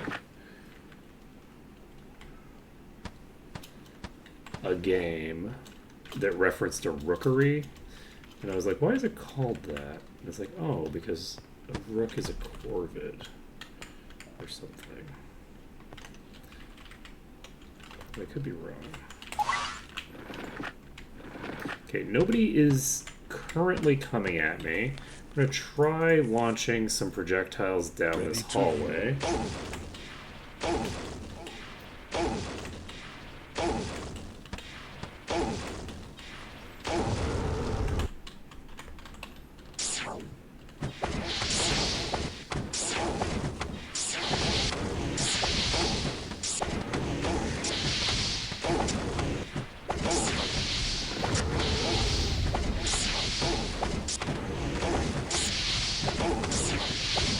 It's also possible that a rook is a specific type of bird.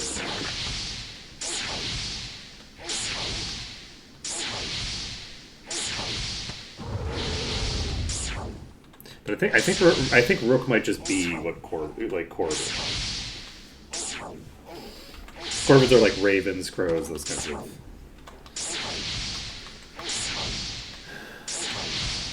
The cool ones.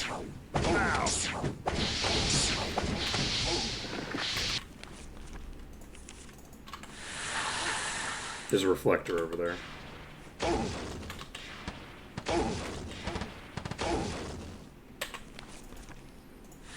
Okay, you are switching your ready spell to Cure Disease. Okay.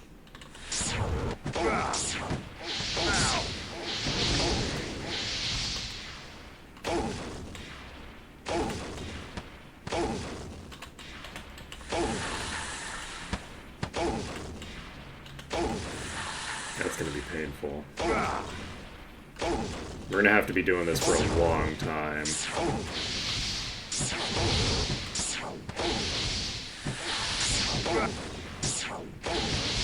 I'm just going to hold the button. No, we don't, because we're out of mono. So, if we can clear these, then I think we should be able to fairly comfortably accomplish our other objectives. I'm actually just going to hold off on casting spells for now because it allows me to just hold us down later and not waste quite as much mana.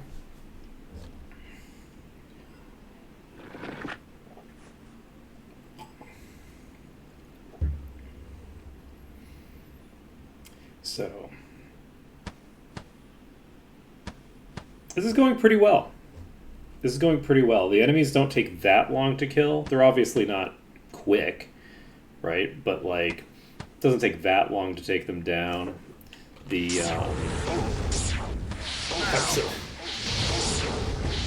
big hit.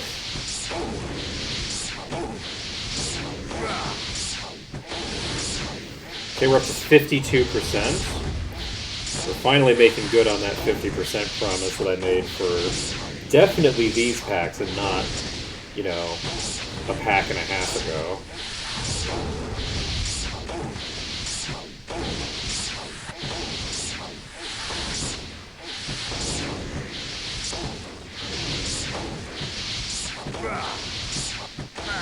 I'm actually going to run out of mana way faster than I run out of. I guess I could have you also cast heal, And this heals for 500. I mean, that's perfectly reasonable. That's an amount of mana that can keep me alive for a while. Honestly, maybe.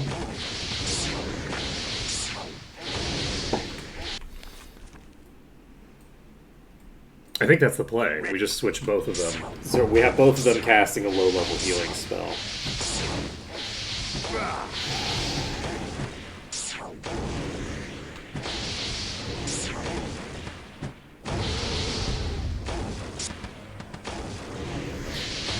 Okay, we killed a random raven.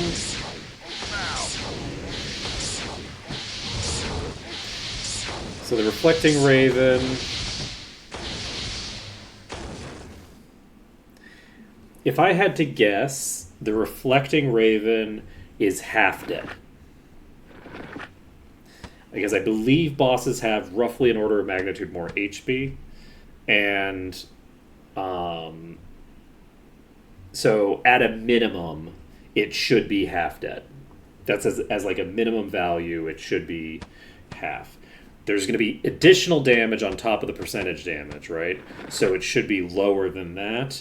But at a minimum, that should be half dead. If we just kill... Though, that's not necessarily true, because it's possible that the thing that we just killed was taking damage from previous shots, not so that the boss itself was not.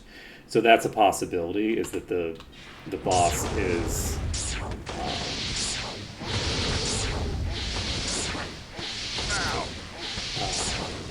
has been subject to a lower proportion of the overall outgoing damage.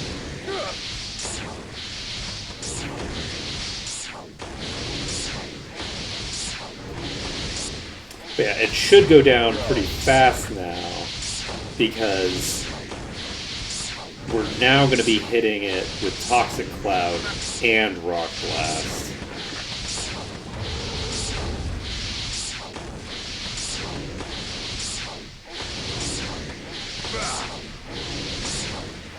I'd say we're probably at least 2/3 of the way through the fight. So the rest of this shouldn't take too long. It's now 3 p.m. I'm a little bit concerned about the 3 a.m. thing. Give maybe like the concern of like, yeah, there's maybe like a 10% chance that I have thinger. Now, obviously, it's not actually chance based. It's based off of just objective reality and what it looks like. But I'm estimating in my head, based off of the information that I have, that there's maybe a 10% chance that I'm going to die, based on my factors. I don't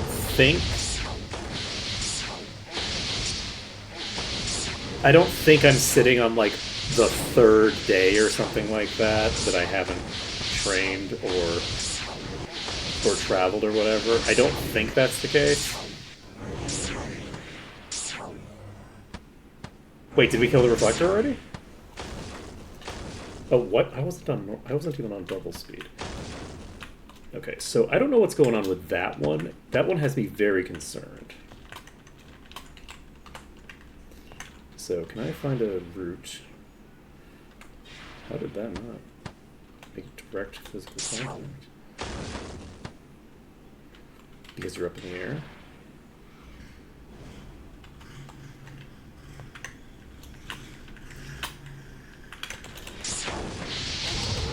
Okay, it moved. Will it escape?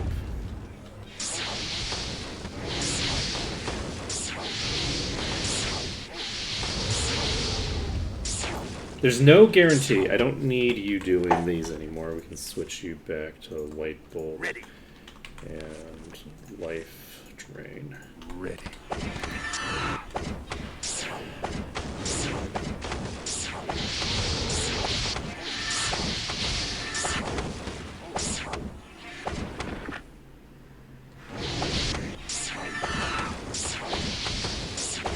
This should go down reasonably quickly. And once it does,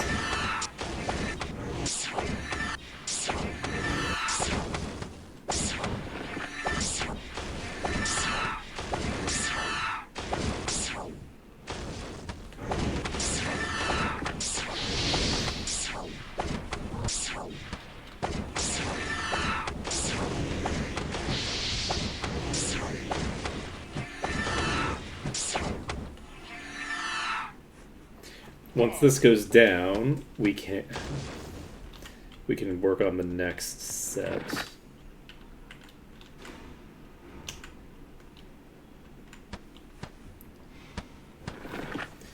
I wonder if I don't necessarily want to bother fighting that one. If I can just maybe, can I just infer you? I've only hit one.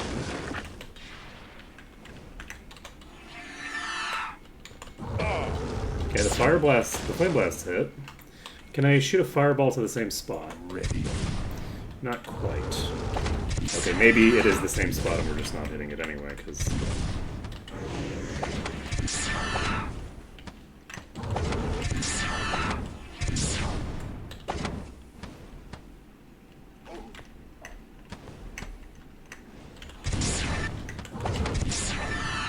Not sure how I feel about trying to work these down if I can't shoot literally into the hole. Like, if I could get a rock blast into that hole, that would... I think I'm actually going to open this next door. I'm going to find out what's in here.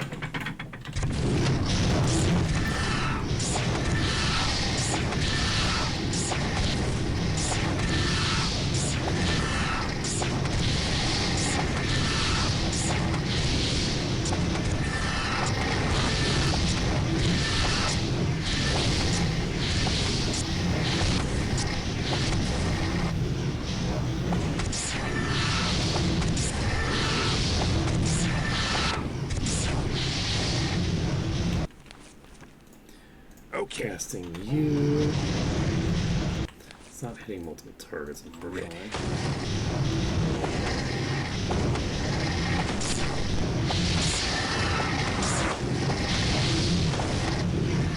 I wonder how close I could get without actually taking a risk here.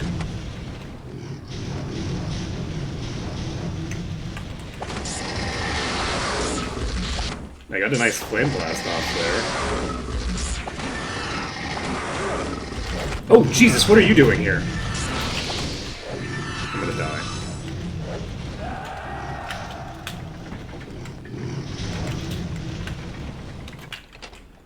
Where are you? Are you standing right there? Wow. Beats me. Wow. Ready.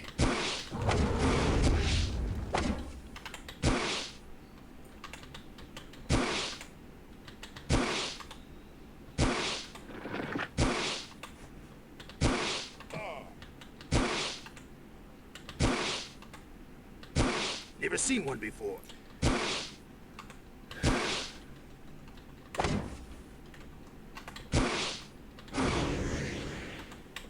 Can I hit you with this? Okay. No.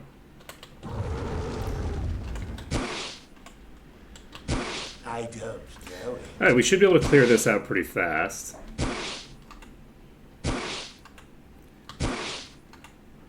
Once we've cleared out this Master of the Sword, we'll be mostly just, like, in the clear. I'm actually gonna hit A. I don't know why you're casting that as your A. Ready. Never seen one before. But yeah, so we can clear out this Master of the Sword. That'll go down fairly quick. Once we've done that, we can... Are you low enough? I think you're low enough.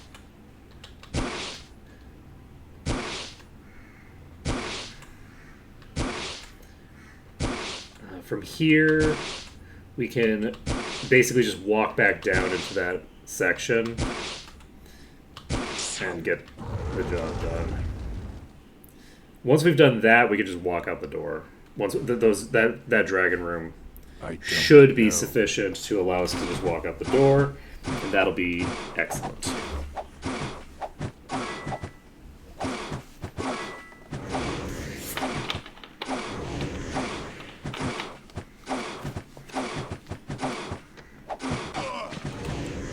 Are mine of the type of Corvid?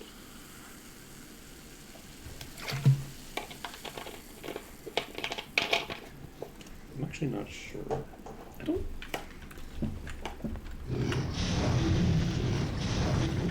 I feel like they probably are not. I have excellent news. This one has assumed the position. We can Rock Blast and Toxic Blast.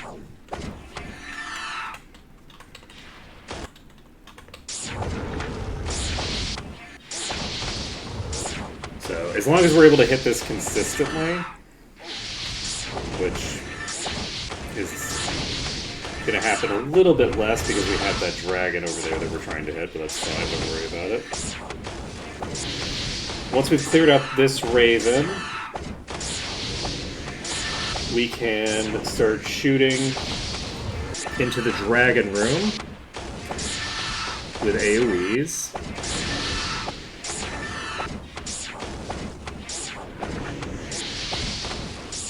Okay, that Raven is toast. We're not going to pull anything else in that room.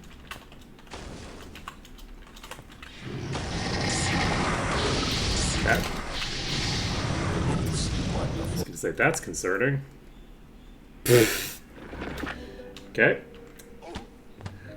We need to go back out here. And pop over here. And I'm going to cast telekinesis on this door, which is not full of dragons.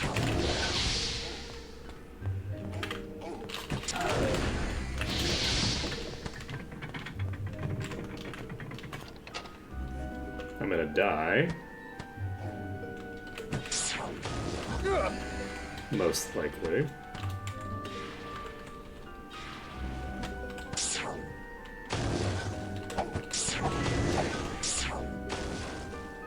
Okay, we're gonna reload. That's very funny that that gold dragon managed to just like peek out and get the tag. Okay. That room is now safe. We're gonna actually open this door now so that we can cast a telekinesis. Follow that up with shooting a shot.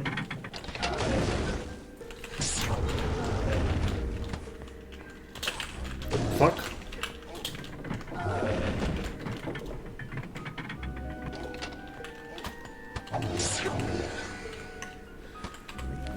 Disable your spells for now. We're gonna disable your spells for now. We're gonna cast Inferno.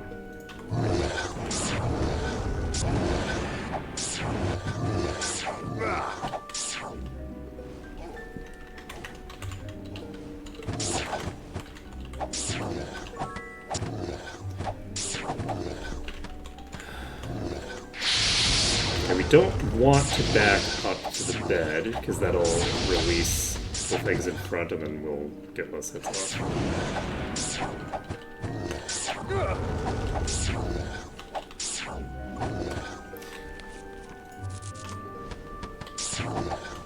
Wait. Why are you casting spells? Okay.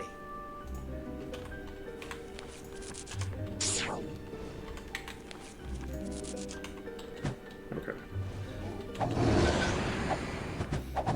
Apparently, if you have A set to something and you don't have anything set to S, it defaults to hitting A, which then defaults to... Okay. That's an unusual interaction, but it's fine. Can I hit? No. Okay. I don't know it. Go. Putting it on double speed. You are not going to be able to hurt anybody, so you might as well just toss heal onto your ready slot. So... Alright. Just going to poke until we get up to sufficiently high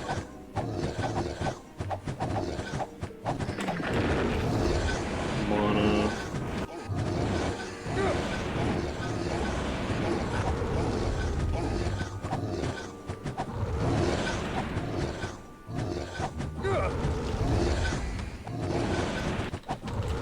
I'm gonna move slightly.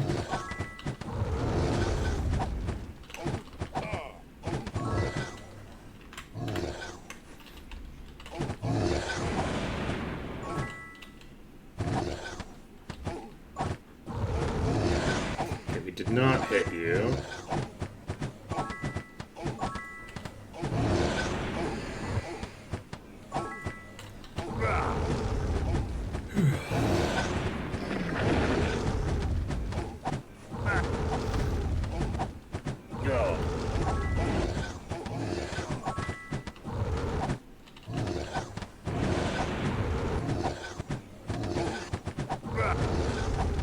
Never seen one before. Alright, do we have anybody else who's not locked in? I think everybody's locked in, right? So we hit for 3,000 there. I don't think that's hitting every target.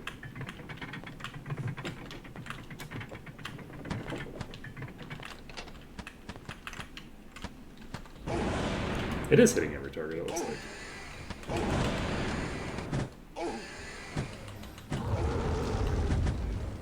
I'm going to swap to Ready. doing single target.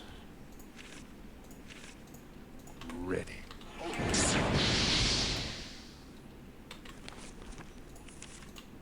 Ready. Yes. Alright. So we're at 53%. Do we kill the reflector right now?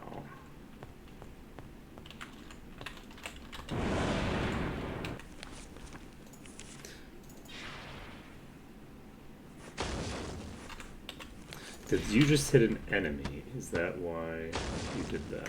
I'm concerned that I'm hitting an enemy. It's not registering. Probably not. Probably not. I am going to open this.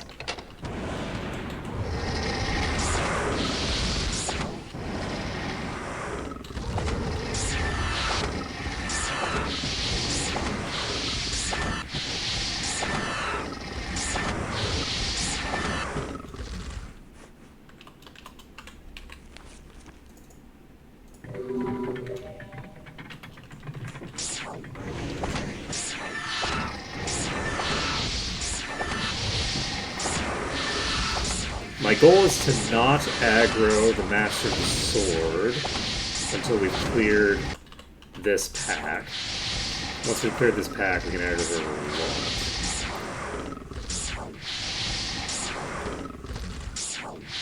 Oh my god, it's 114. Okay, this is the last pull. We're gonna either get to 65% And run out and save.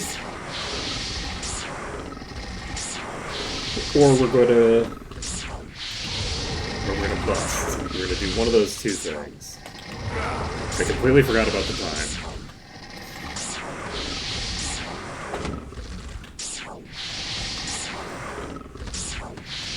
I think there's a decent chance that we'll just get it here.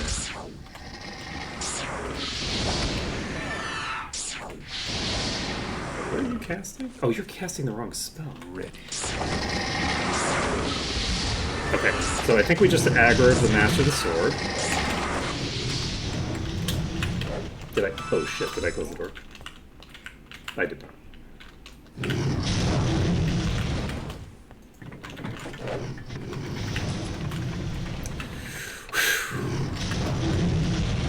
That was a close call. It's fine. So we're swapping to Implosion. Ready to use. I've never seen one. Ow!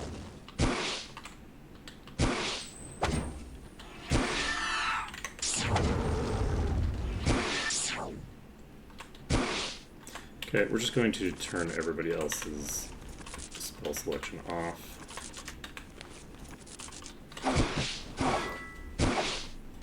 Because We are on a time limit now. So we're to try to clear this out. With this down, we're then going to try to get back to the exact same spot that we were before without dying.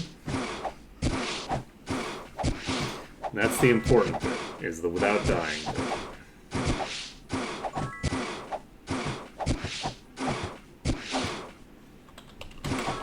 I don't know it. probably is best to not worry about my mana usage and just cast every implosion as it comes, because I think we only have like one more that needs to. Yep. Okay. So you are swapping back to Rock Ready to Blast. use. You are swapping back to Toxic Club. You are swapping back to Flame Blast. You are swapping to Okay. this. You are swapping to this. Ready to use.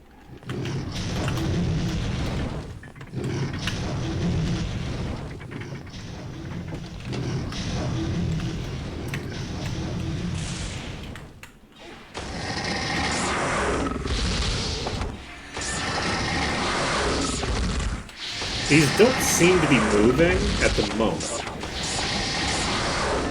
I need healing. Where the... So we need to kill the ravens upstairs. The ravens upstairs can in fact come at us, and we just died as a result of that. So that is going to be it for today. Thank you everyone for watching. It has been an absolute pleasure, and tomorrow we will finish up this map. That's how it's going to be. Later, folks.